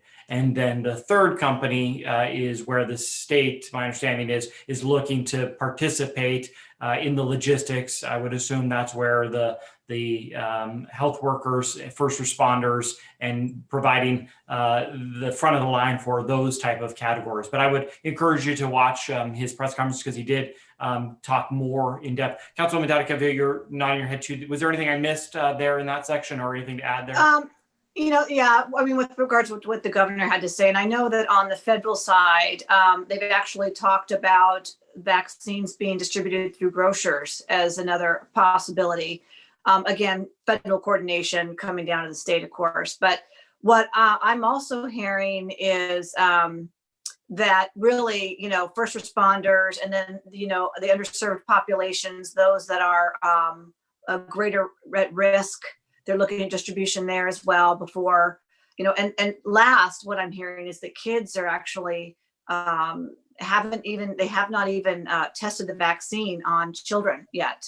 They're actually in the process of doing that. They'll do adolescents next and then the children last. So it's kind of interesting. They haven't even tested for kids yet. So we're probably looking at distribution like the third quarter of 2021. That's what I'm hearing as well. So just on the federal side. So I guess my only other comment, John, and again, thank you for the update in the report, is if there's ways that we can get general resos in front of our commissions, planning commissions specifically, and maybe HDRC, that would kind of clear the path for temporary facilities. I'm all for that. I'm sure you've already thought of that, and maybe it's already occurred. I just missed it. But you mentioned some challenges for some of the things that folks wanted to do. I think everybody realizes the incredibly unprecedented times we're experiencing. And if we as a city can get some generic waivers in front of our couple of commissions that govern that sort of thing, I certainly am all for that. If the rest of the council agrees. Today's staff meeting, we talked exactly about this. And the idea is that from a staff perspective, we need to line up the issues. And quite frankly, we talked about the idea of having a single meeting, council, planning commission, the Historic Design Review Commission, and bringing everybody together within the parameters of just an understanding of how we'll address the areas within COVID, but also how we work to make sure that we check some of the key boxes as far as the allowance for permitting. But the idea that we could bring everybody together, get an understanding, not necessarily based on any one individual project, but it would be on how the design review would happen, how the permitting would go, the restrictions that we might put on some of the folks, given the fact that this is all meant to be temporary to address that, but get it all done in a manner which we could then proceed with permits that are mostly over the counter for a lot of the things. So we allow it to be expedited within the parameters. You know, I always tell folks, there's no problem with setting high standards for various things. But it's important that we then simply be given the parameters to not only enforce them, but it'll apply them within a reasonable manner. So from the staff perspective, we're going to try and line this thing up so that we can have one meeting. It would probably be a workshop. We'll involve all the people that need to be involved, get an understanding, and then move forward. Thank you, John. Councilwoman Amara, any questions or comments? Yes. Question. First of all, thank you, John. I really appreciate what you've done here and the thought that you put into this. I want to just get a little bit specific. What I hear you saying is that your recommendation, should the council agree, is to release the 25,000. And I think, I read in our backup that it's allocated based on a certain percentage toward the DBA, the Old Town, and Chamber. Is that correct? Different percentage. And then, are you saying that there would be a town hall or a meeting with city staff before they can utilize those funds? Or I guess I just am curious about how this would proceed if we agree to this. So the recommendation, it doesn't break it down based on percentage. I just kind of show you what we got as far as the business license revenue. But the recommendation is really simple, is that staff's recommending a pot of $25,000. Chamber, DBA, and the Old Town Association, they would have to work together to figure out how that money would be broken down. I think it's critical that we allow them to try and figure out some type of a course which would create mutual benefit between them. We wouldn't just release the money. They would obviously have to come in with some type of a project proposal, but that's something that we would just bring in from them and just get going. You know, a good example is some folks are saying, well, gosh, some of the businesses need help buying heaters and all that stuff. You know what? City's not going to determine that. That's for the associations to try and figure out how to best maximize the use of this, who can get volunteers if they're going to want to go buy some covers, or the carport covers that we talked about at the last meeting. They need to come up with the recommendation for how it would be used. But as far as the town hall meetings, I'm just suggesting their open communication with the business community to constantly hear from them on what's going on. Because I think we, the city, we need to do everything we can to help these folks, and listening to them at this point, I think will be critical, because in 4 weeks, the demand can be different, or the needs. So we've just got to keep the flow of information there. Thank you. One other question. Do we currently, and I use masks that are cloth, or the hospital ones, but the plastic ones that I see people wearing, I don't know how much they cost, but I know we are giving away masks. Do we have any money, or are we giving away any type of masks that are the clear that people with maybe medical conditions need to use, so that we can give those to businesses so they don't have to spend money on that? Number one. And number two, do we have any money to help the businesses set up plexiglass so that it's easier for their employees to work under these safety precautions? The last question first. I think the allocation of the 25,000, if there are people that need to put up those types of things, it would probably come out of there.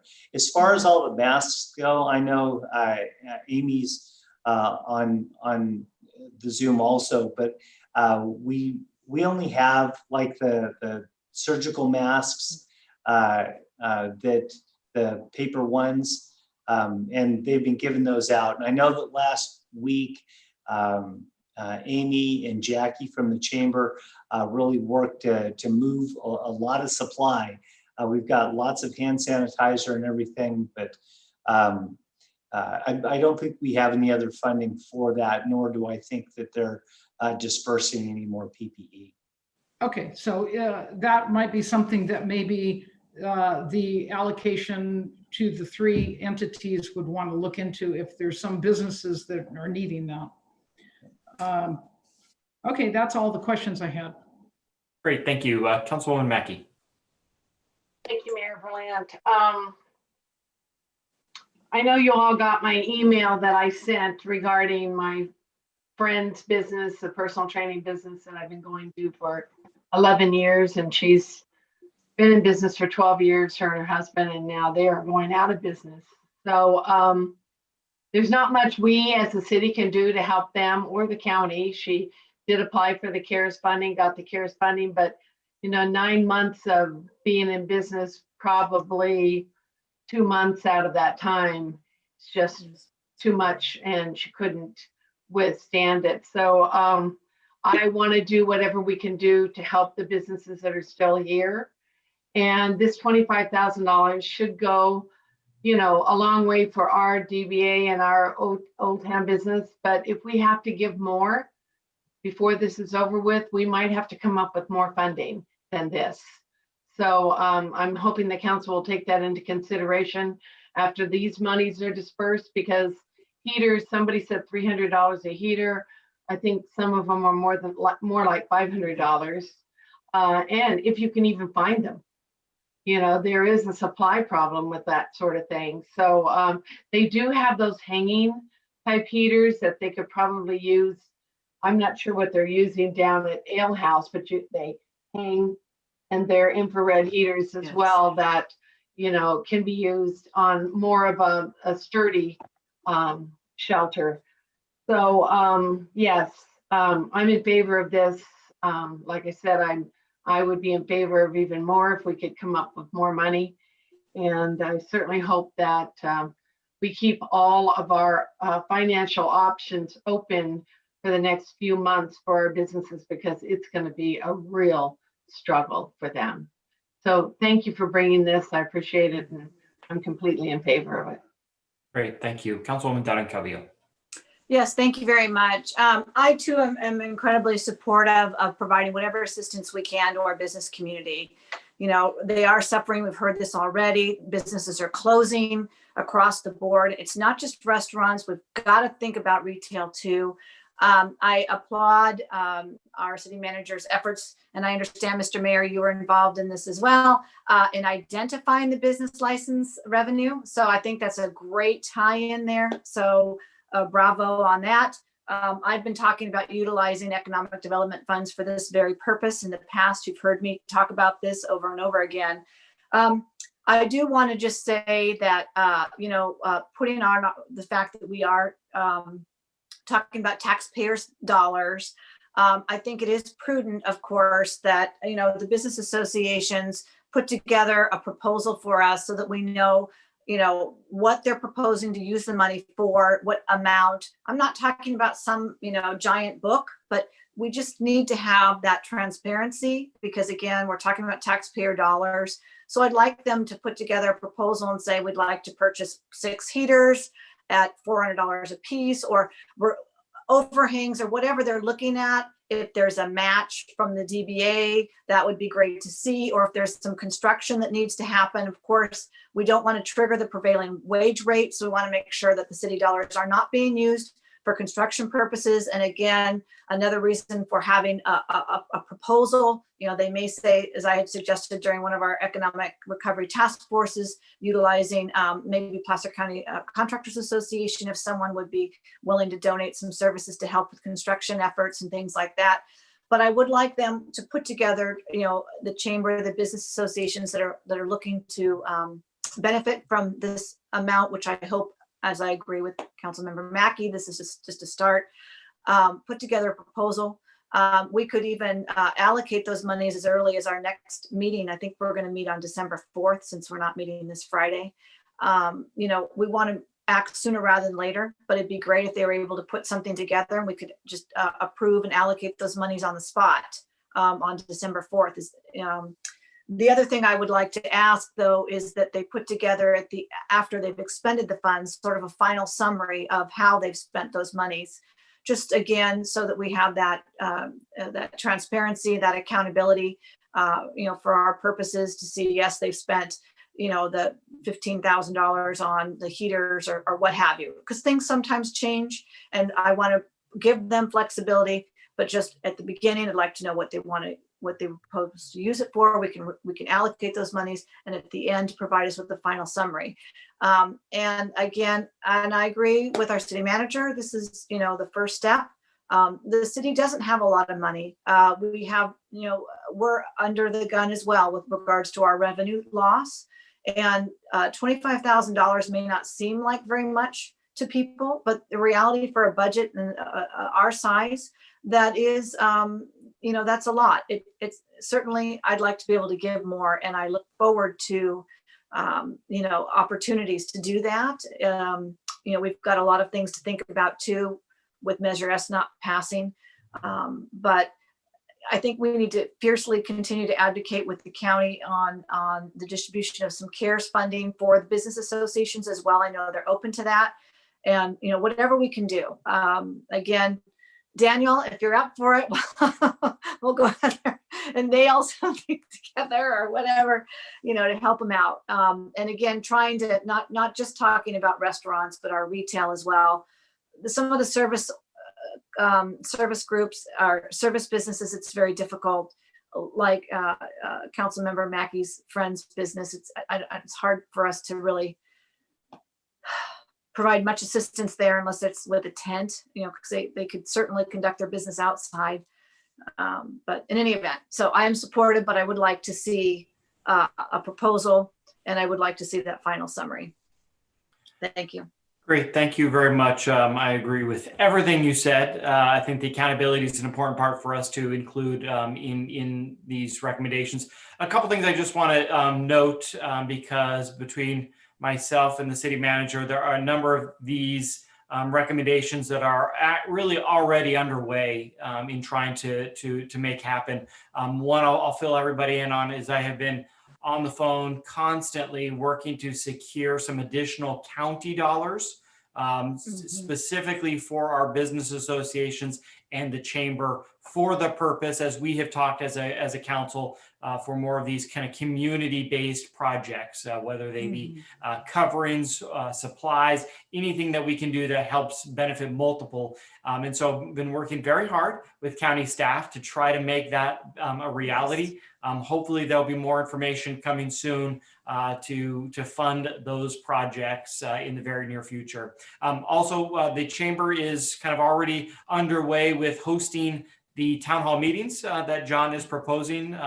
Rightfully so, he's kind of asked them to take the lead so that this really can be a listening session for us as a council and our city staff, because maybe there are more ways that we can help than we've talked about, though we have talked very thoroughly and concisely and continuously with our business associations and our chambers. And so I think each of us has our thumb on the pulse of the issues. But we want to ensure that we're giving a good opportunity to hear from every single one of our small businesses in our community about how can we help them.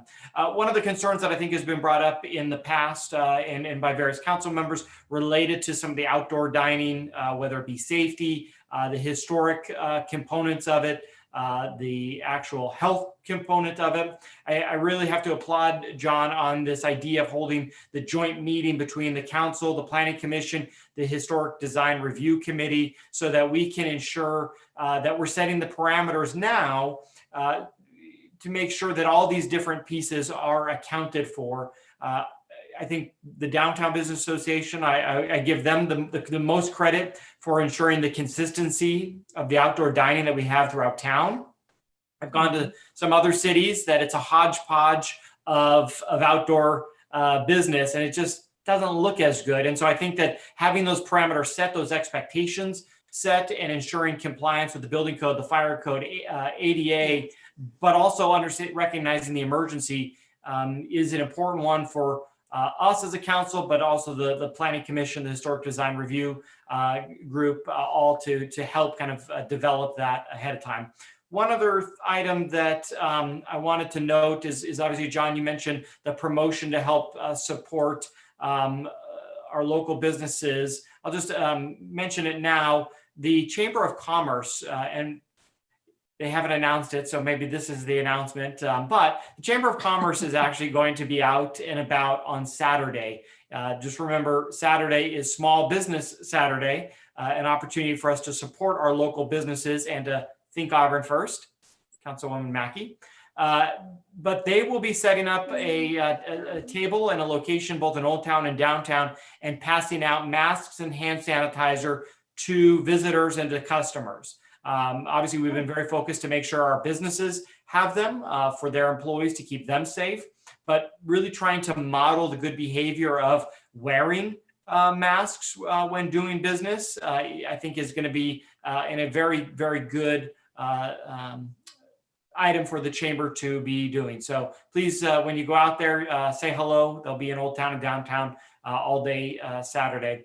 And then lastly, I'm working with our county supervisor, our chair of the County Board of Supervisors, and the other mayors, and we are putting together a short PSA that's going to come out later this week. Again, all focused on supporting our local businesses during these tough times for them. So just wanted to mention those few other kind of items that are going on that relate to this business assistance.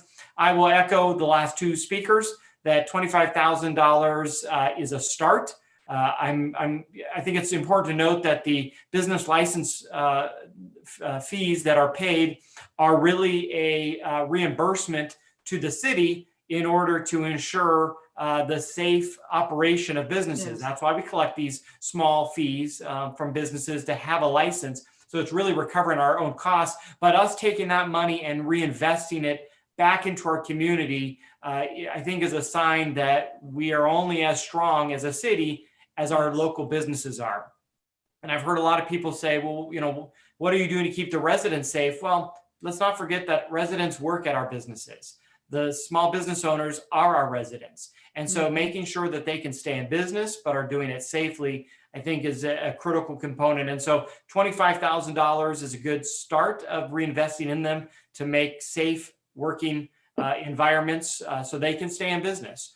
But I definitely look forward to seeing more money put towards this, and whether or not we can secure future federal or county dollars, is left to be untold. But I am supportive of us ensuring that this is a first round of funding and then look to see how it progresses. I like the accountability components that Councilwoman Downing Calvillo brought up, because we need to ensure that this money is used specifically for the emergency of supporting our businesses during this COVID-19 emergency. But I think they're going to need more. I think $25,000 is only the first step. So, John, thank you very much for putting together this presentation and the recommendations. I too am in full agreement. I want to turn to Councilwoman Amara. Go ahead. I'm sorry, I just have one. I just wanted to piggyback on what you stated, is in that, we have to keep emphasizing safety. We need to be a community that people know we are a safe community, because there is a large contingent of our residents who won't come into our town and shop or come into our town and dine. So if we can keep emphasizing the need to be safe and to follow all the public health mandates, I think we're doing our businesses a real service. So yeah, thank you for bringing that up. I really appreciate that. And I'm sure that the associations have thought of these things, but I think as we get into the cold weather, it's a good idea also for us to emphasize, we should encourage people to dine at 4 o'clock in the afternoon when the sun's out, and encourage our residents to come and dine outside in the afternoon. Bring your blanket or bring a cushion and to keep warm. So there's ways of keeping warm and encouraging people to stay safe. And I appreciate the council, especially the mayor here, bringing that topic up. Thank you very much. Great, thank you. I'm going to turn to the city clerk to see if there's any public comment on this item. There is not. Okay, great. This was informational, but John will look forward to you returning. Yeah, this was just a discussion, but I will look to see, is there any direction from the staff beyond the proposal that the city manager has brought forward? Well, Mr. Mayor, I was just, the components that I had talked about, I'd like to see us, ask for a proposal from the business associations, and then also that final summary of expenditures once they're done. Okay, I'll look to the council to make sure we're all in agreement to those two add-ons. Okay, John, does that make sense, those two? Yeah, Mayor and Council, maybe what we can do is absolutely, I'll communicate this to the business associations. If the council's going to have an economic workshop on December 4th, what we can do for that, we'll not only post the meeting, but we'll include this as an action item. Yes. That we'll get the information. So we'll work with the associations and the chamber, encourage them to get everything ready. We'll bring it to the council on December 4th as an action item. So if we want to get the money out immediately, also within the parameters of what I presented tonight, we will bring basically an action plan for implementing all 6 elements to that workshop. So it will be basically a special city council meeting. Will give you the ability to actually give direction, and if anything, allocate the money from that meeting on the 4th. That sounds great. So we will plan on a December 4th meeting. So Councilwoman Mackey, you haven't got off just yet. This is not your last meeting, but thank you, John. We'll bring that back. I just want to make sure, is there any other additional direction any of the council would like to see to our city manager before that meeting? However, it sounds like we have a plan in place. December 4th, it will come back for action, so we can always tweak it there as well. But I just want to look, and I'm not seeing anything else. So John, just to be clear, you are good with the direction and prepared to bring it back on December 4th. Great. Okay. Thank you very much, John. We will just continue you though. We'll move to our reports. Item number 7, the city manager report. Just two items for the council. The first, in my Friday update, I kind of covered something that we're working on from a staff basis. There are two things that are going to be in the works. One coming to the council at the second meeting in December, and other items that will be coming later in January. One of the things that I'm really working on is our ability to streamline things for how we do business. Coming up in December, the city attorney is going to be bringing what is known as a reimbursement agreement. And what it does is it allows applicants and people wishing to do development the ability to simply have an agreement to begin funding aspects of things for their project to move forward. I can tell you that over the years I've used this same agreement, and people, time is money. And as we can allow applicants and developers to pre-fund work that needs to be done regarding their project, whether it's an approved project or an application, it's absolutely critical. It's a very standard agreement that each city around us has, and it allows simply for a deposit. City attorney is going to bring that. The second part of that is the idea of a request for qualifications for various types of on-call contracts. The idea of having pre-approved contractors list Yep. for engineering services, for building services, for planning services. Literally, we've got a list of about, it's all going to be the same RFQ, but it's going to have different service things that we're looking for. But it's the idea that we have a pre-approved list of contractors ready to go.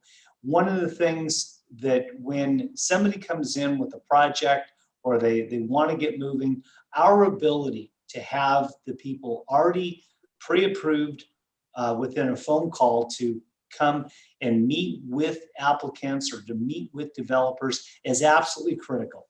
And one of the things that we're going to do is to an RFQ that will line up, for example, engineering plan check or a building plan check or people that do various levels of project management. So look for those things to be coming down the pipe, and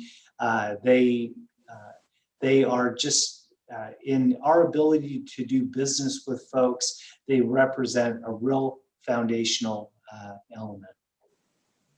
And then finally, the second thing that I have, the generosity of the Auburn community is amazing. And if as we enter Thanksgiving week, it is just amazing. During the most difficult times, you see a number of businesses that are donating to the various food closets and giving to people. Literally, it's somebody who's got 2 crackers left and they're giving one of their crackers to somebody. It is very inspiring. You see some of the businesses that are struggling that are actually donating. And I think as we look to support these businesses, as we discussed on the last item, just the ability to recognize some folks that are digging probably deeper than they've ever done to support those that are the least fortunate is amazing. Welcome to Auburn. Welcome to Auburn, John. It's very fun. And I was with one of my running groups, and they're struggling at one of the businesses, but boy, did they pass the hat. It's like, wow, this is amazing. So anyway, people need to keep an eye out for these businesses and what they're doing, because it's an inspiration, and you got to love it. And that's my report.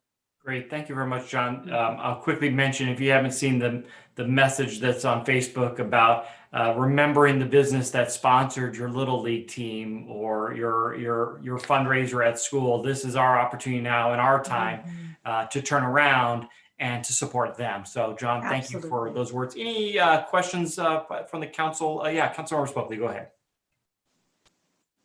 And you are on mute. Strike two. I just want to thank John for bringing the RFP Yeah. and staff augmentation proposal to us. It's used profusely throughout the region. Yes. And what it does is it multiplies staff availability.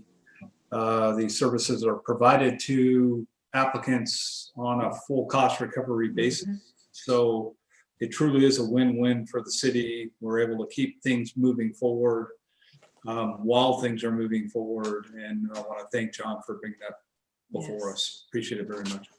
If I might add just really quick, at least one council member runs a major engineering company in the Sacramento region.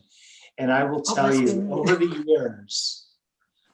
years, there is no better day than having a big fish all of a sudden jump into your pond and you're trying to hook it.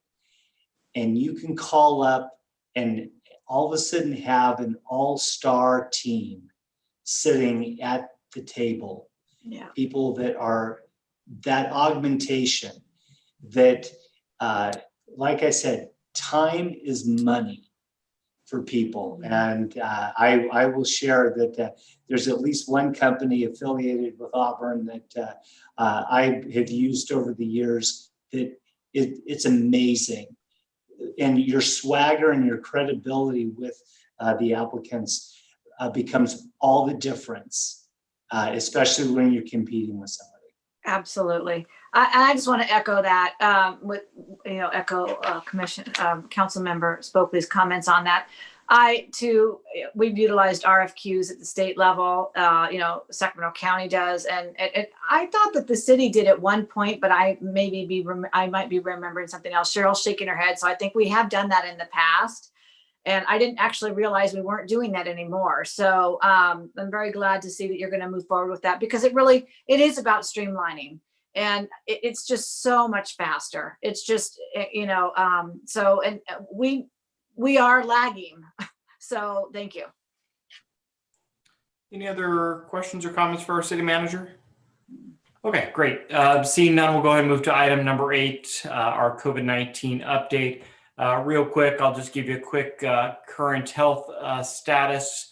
Obviously, Placer County, including Auburn, is in the purple tier, the most restrictive tier. Does not mean all businesses are closed. In fact, our businesses are open, while restaurants are takeout, pickup, or outdoor dining only. They are still open, and I think it's important to note that. Our merchants are still open. Many of our retail, though, at a 25% capacity. There are a number of other sectors that are outdoor only as well. And I would also note that hairdressers, barbers, and other personal services are open with modifications inside. And so that too is a little bit of a change since the last time we were in the purple tier. For Auburn, and this is specifically for the 95603 area code, we are at 325 cases. Important to note that is since the beginning of the pandemic. But 22 of those new cases are just since last Friday. So over the weekend here and through today, 22 new cases in our zip code. So obviously cases are on the rise. I mentioned a number of items that are underway with the Chamber of Commerce and the business associations as far as PPE, Small Business Saturday, and supporting our local businesses. So I will leave that there, but I'll turn over to our city manager to see if he has any additional items to report out. No, I don't. A good meeting on Friday, but I think you've covered it. Great, thanks. I'll just look to the council, see if there's any questions anybody has. Yeah, Council Member Amar, go ahead.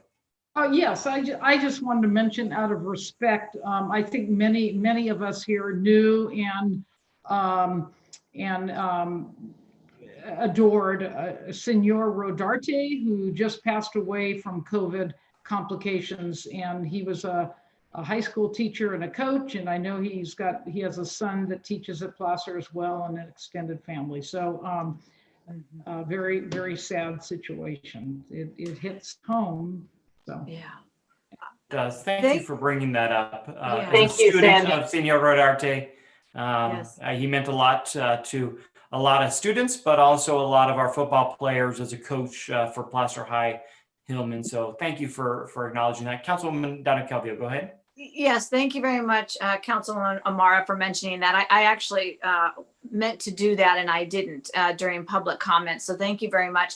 What I would like to request, Mr. Mayor, since it isn't too late, is that we adjourn tonight's meeting in memory of Senor Rodarte. So. Absolutely. Thank you. Okay, not seeing any other items. We'll go ahead and move to other comments on this item. We'll move to item number 9, our city council reports. And I'm just going to go in order that I see you. So Councilwoman Mackey, anything to report? Oh, sure. Pioneer Energy. So we had our meeting and there was a lot of discussion about equity and El Dorado County paying their fair share of coming to Placer. And Rockland was very concerned about that. So they came up with a what I would consider a compromise that staff will identify how much of our reserves we have before the El Dorado County and Placerville come into the JPA. And if there will be a policy that they cannot deplete any of our reserves. If they do, we would have to charge them for that. So basically, there was a concern that we would have to use some of our extra funds to help carry them through until they are purchasing energy and their consumers are purchasing energy. So this is a kind of a win-win in my opinion, because there were members that wanted to actually charge El Dorado County and Placerville for being a member, and that might have created more of a problem. But this way, if we are guaranteeing that our reserves are protected, then I think that everybody's more comfortable with that. So they're going to come back to the Pioneer meeting with a policy in December.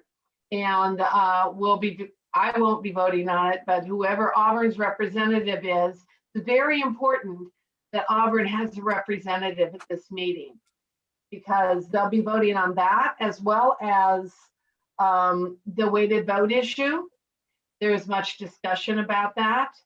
There was one board member that from Rockland that felt like Auburn, Loomis, he wanted Auburn, Loomis, Placerville, and Colfax to all share one seat, and everybody else got a seat. Unfortunately, that idea didn't really go anywhere. I won't tell you what the former executive director told me about that idea, but she agreed that it wasn't a good idea. I mean, who would want to fill that seat? I mean, let's face it. So anyway, that didn't go anywhere. It didn't become a motion. I don't know whether it'll be brought up again in December, but let's hope not. The weighted vote issue, I made a motion to direct staff to delete all references to come back. We have to notice the other members of the board, all the JPA members. We have to notice them for 30 days. It will come back at a special meeting, and the weighted vote will be reconsidered. Will be considered then. There again, I won't be on the board, so I'm certainly hoping that whoever represents Auburn will vote. And it was there was only 6 of us there that day. It had to pass by a 2/3 vote, and 5 of us voted in favor of it, the weighted vote issue coming back to equalize the vote to just be 1 vote per seat. Placer County would still have 2 seats, and El Dorado County would have one, and Placerville would have one, and the rest of the entities. And so there'd be a 9-member board. And that's the way it would be: 1 member, 1 vote. And that's hopefully going to be brought back in December and voted on and passed. That's my hope. We'll see. Things can go sideways. And like I said, we voted on it. It was a 5-1 vote. Greg Janda from Rockland is the one who wanted to only give 1 seat to 4 of us or 5 of us in the community. I think Placerville was included in that too. Voted no against changing the weighted vote method. So he was okay with the fact that the brand new entity, Placerville, would have a bigger vote than Placer County. So, I mean, El Dorado County would have a bigger vote than Placer County. So anyway, that's how that went. And I felt it was a good meeting. I felt like we all were pretty much in agreement that we wanted to get rid of the weighted vote, and I'm hoping that that will occur after the 30-day waiting period. So that's all I have for now. Wonderful. Thank you for keeping us so informed, and thank you for fighting for that direction that this council had. And I know we look forward to ensuring that whoever is appointed behind you continues that point. So thank you for that. Thank you. Councilwoman Donna Calvillo. Yes, just really briefly, the Auburn Endurance Capital of the World Committee, we met on November 18th. And just for the purposes of the council, as you recall, we revised or we amended the establishing resolution for that committee to allow them up to 2 additional members. There's just been such an outcry of folks that want to get involved. And so we talked about this further at our meeting, and we will be actually recruiting 2 additional members. We're going to advertise on the websites and so forth for folks that might be interested in one of those 2 seats. And then there will be a committee appointed. Actually, we already appointed a subcommittee to evaluate the candidates and make a recommendation to the full committee at its December meeting. So then the full committee will make a recommendation to this body for appointment. So look for those in the next couple months. And really that's the most significant at this point. So thank you. Great. Thank you. Councilwoman Amaro. Thank you. So the Sustainability Committee met, and it was discussed. Main thing is that there'll be speakers coming up in January. We're believe that in December, with the holidays, it'd be difficult to get someone. So that'll be in January, and the speakers identified that we're going to try and have would be from the county. And then someone from the Air Pollution Control District. Also, there's a interest in looking at the housing element that the county has, and also an interest by everyone to have a list put forward to prioritize what the committee wants to do in terms of priorities. Then there was a chamber governance meeting, and the large portion of the meeting was reviewing their candidate search that I think Alice took part in, the candidate interviews for city council. So, and I think that they thought it was a very good process they had. So, but also what I thought was important, and I think we need to really think about, is that when the county planning planner who was at the meeting, part of the governance group, gave his report, he indicated about, he spoke mainly about the housing element that will be decided on in December. And what in the element, which I have not personally read, but he indicated that they have identified affordable housing projects, and it's based on where multifamily dwellings are. And so it is significantly disproportionate as to Auburn compared to Roseville. So I think it's important for us to look into this. And he indicated that Auburn should write a letter. Many jurisdictions are writing letters indicating that they're not necessarily in agreement with where they've identified the affordable housing projects. And then I wanted to bring up the DeWitt Community Complex nonprofit group will coordinate, they're going to coordinate a pizza fundraiser with Old Town Pizza on December 14th, Monday night, from 4 to 8:30 p.m.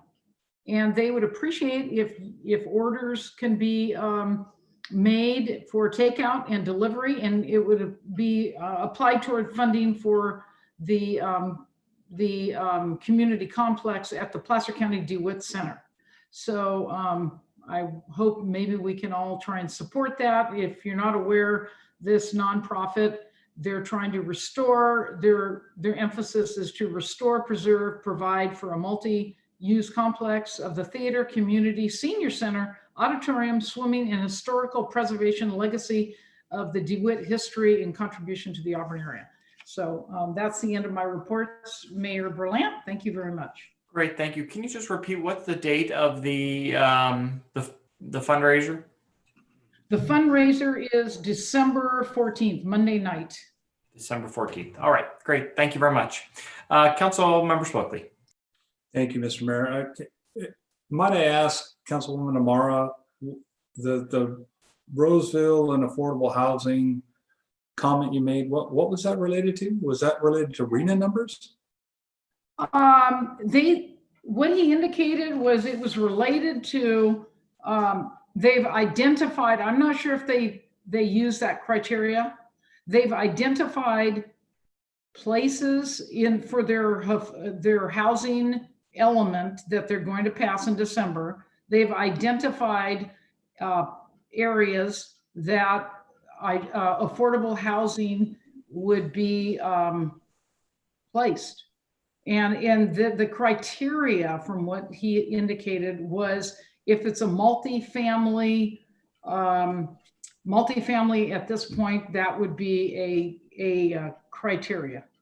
If I could jump in real quick and just for the entire council's knowledge, Councilmember Amara and another resident brought this issue up. I was able to work with our county supervisor to get a draft copy of the housing element. And John, maybe if you want to just quickly report out, I know you are busy reviewing it and plan to work to try to have some response, because there is a potential issue of the disproportionate, not necessarily requirements, but goals for affordable housing separate from the RHNA numbers that we've all been discussing over the past. John, is there anything you want to add or shed some light, or let us know when we'll kind of be hearing more on this issue? Yeah, so 298 pages later, I read through the county's housing element. They've identified 7 commercial properties, which, by the way, are all within our sphere, all basically on our border. Essentially, they're talking about conversion of commercial properties into multifamily. And they are all right within our sphere. As you go into where North Auburn meets the city of Auburn, they are all right there. And so anyway, I've got some questions. I need to talk with the consultant on this just to get some clarification. I'm going to put together a letter basically to address it. The angle that that's you basically take on this is to find out what process they will go through to actually commence the rezone to allow the multifamily in the commercial areas. So, but the way that I read it is that they've identified the locations that will help them meet their RHNA numbers. And usually the way the counties work is they're pushing development into the cities.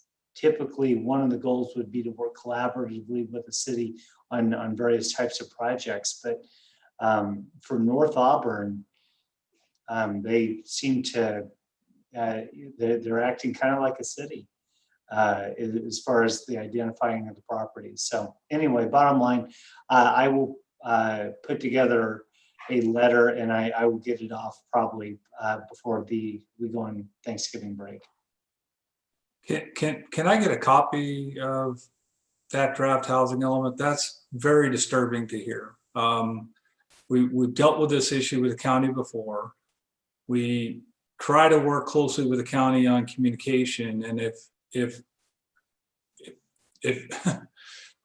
this is what it sounds like to me, we've got a fundamental breakdown again of what's going on, what they're doing to satisfy their RHNA requirements and the potential impacts without even having a conversation to us. Maybe it's early on and maybe we're not to the communication part of the process yet, but for me, that's pretty disturbing to hear.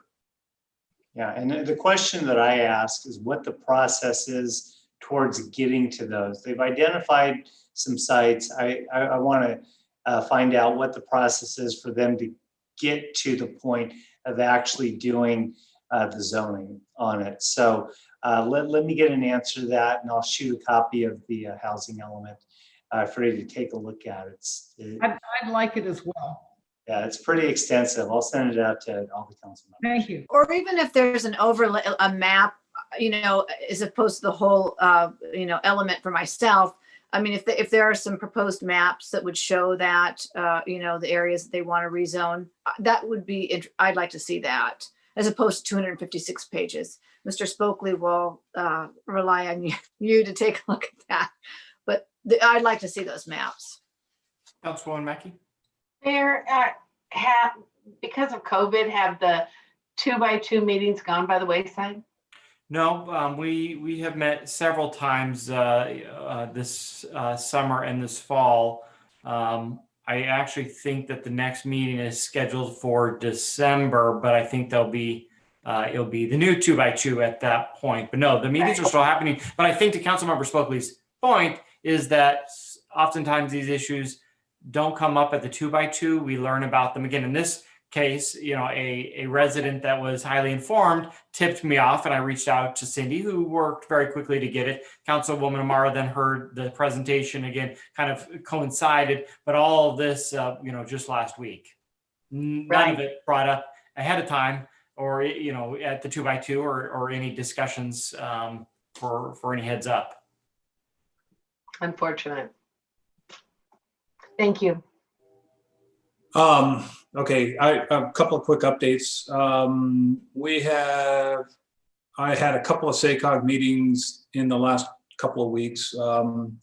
One is a subcommittee that I was appointed to, which is a SACOG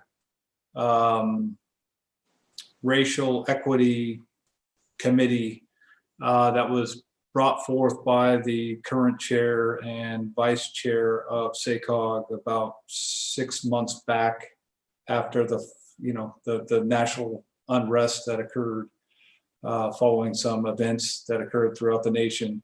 The results of that subcommittee were an equity audit that was prepared after many conversations with the executive director of SACOG and concerns about the tone of that equity audit. There was a special meeting where we talked about how the information was presented.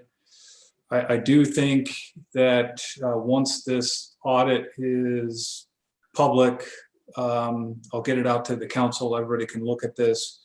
There are some pieces out of this audit that I think are relevant to the board at SACOG to kind of change the way we move forward from an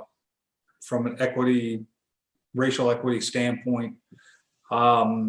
It's interesting bringing our community into this conversation based on our demographics and social mix that we have and racial mix that we have in our community. So it's been very interesting. The audit, I think, is going to be presented to the board in December. And once a final draft is released, I'll get it out to everybody so you all can take a look at it. I will tell you that I was off put by some of the quotes and some of the tone that was in the audit. It again, you got to kind of fish through it to find pieces that I think are worthy of continuing conversation. And I believe that was kind of the consensus of this special committee that was pulled together at SACOG. So I will continue to keep you posted on that. It's all come together kind of quickly, and the actual draft audit came out, which was not very flattering for our region. So we're working to try to figure out how to revise this to get it presented so we can release it to the full committee and to you guys. Secondly, we did have a board meeting, and at the board meeting, we had a very frank conversation about the fact that roughly 30% of the SACOG electeds had not won re-election.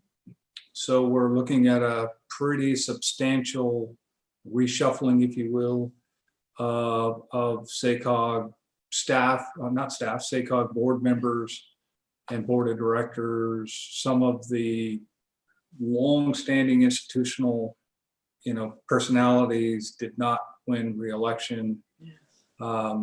Mayor of West Sacramento, for example, was one of those folks who did not win his re-election attempt. Yeah. So it's going to be an interesting few months. I think Auburn does have a chance to kind of maintain and advance in our responsibility to the board. I chair the land use committee for SACOG, and we'll continue to try to do whatever leadership opportunities are presented to me with that important board. So I'll certainly keep you all posted there. And that is my report for you tonight, Mr. Mayor. Great, thank you. I just have two quick items here. The Greater Auburn Area Fire Safe Council met on Friday, and among several things, we had received a grant from the Fire Foundation to support FireWise communities. We hosted a couple town hall meetings, sent some public education notices out over the summer, but we actually had a savings in what we had budgeted originally. So we are able to reinvest some of that money and got an extension on the grant, and we'll be continuing to do some additional signage, publications, and other efforts to get more communities or neighborhoods set up as FireWise communities. I'll note that we have 8 Auburn neighborhoods that, based on those 2 town hall meetings that we hosted, have gone through and are now in the process of becoming FireWise communities. So we are definitely making some good headway at increasing that designation. The Old Town Business Association met last week, and I attended that meeting. One thing I just want to note for the council, it was raining heavily that day. It was only a couple days into the purple tier status. Actually, it may have been the official first day of the purple tier status, and walked by the Auburn Ale House, and every single one of their tables was full, despite it being 7 p.m., cold, and raining pretty darn hard. And so it was nice to see people supporting the Auburn Ale House, using the investment to keep people outdoors and to keep them safe. At the OTBA meeting, though, I just provided an update on some of the economic support that the city is underway. And, there's been a lot of discussion about the various state guidelines. There have been other leaders in our region that have advocated to not follow them. And I'll just note that at that meeting, we had a long conversation about that. And I reiterated the city's stance on public education, but we really had a good conversation, at least from my standpoint, about the fact that our business leaders really need to take the leadership to model good behavior, because what's really going to be telling is if people don't feel safe in their businesses because they're not following those guidelines, that they may struggle to get business. And so good conversations with OTBA, and they're appreciative of our efforts. I want to adjourn this meeting on 2 items. I know we discussed Jim Senor Rodarte's passing, but I also want to take an opportunity tonight and recognize the passing of Brad Weston, the longtime business owner in our community as well. For those who didn't know Brad, he bought the Auburn Letter House back in 1985. He and his wife Meryl really turned the business into Auburn Printers, now known as API Marketing, a very, very successful printing business in our community. Served as the Downtown Business Association president back in the late 80s, then followed up as the president of the Chamber of Commerce in the 90s. And so, a very big pillar of our community. His legacy lives on in Jackie. He has 2 daughters, but Jackie Weston, obviously now the executive director of the Chamber. And Yes. I know that her good work at the Chamber continues because of him. So just want to thank him. And then again, Senor Rodarte, my former Spanish teacher, thank him as well. For those that don't know, Senor Rodarte came to Auburn not to teach Spanish, but rather to coach football back in the late 70s as part of several championship groups under Coach Bill Miller, Jug Kovich, and Senor Rodarte continued that legacy, teaching at Placer for many, many years, but coaching on the field. His wife, Maureen, still lives here. His 3 sons, it was mentioned, they live in Auburn as well. So sad period of time for us this month, 2 legends of Auburn passing away. So tonight I will adjourn in both of their memories. Thank you, everybody. Thank you. Thank you.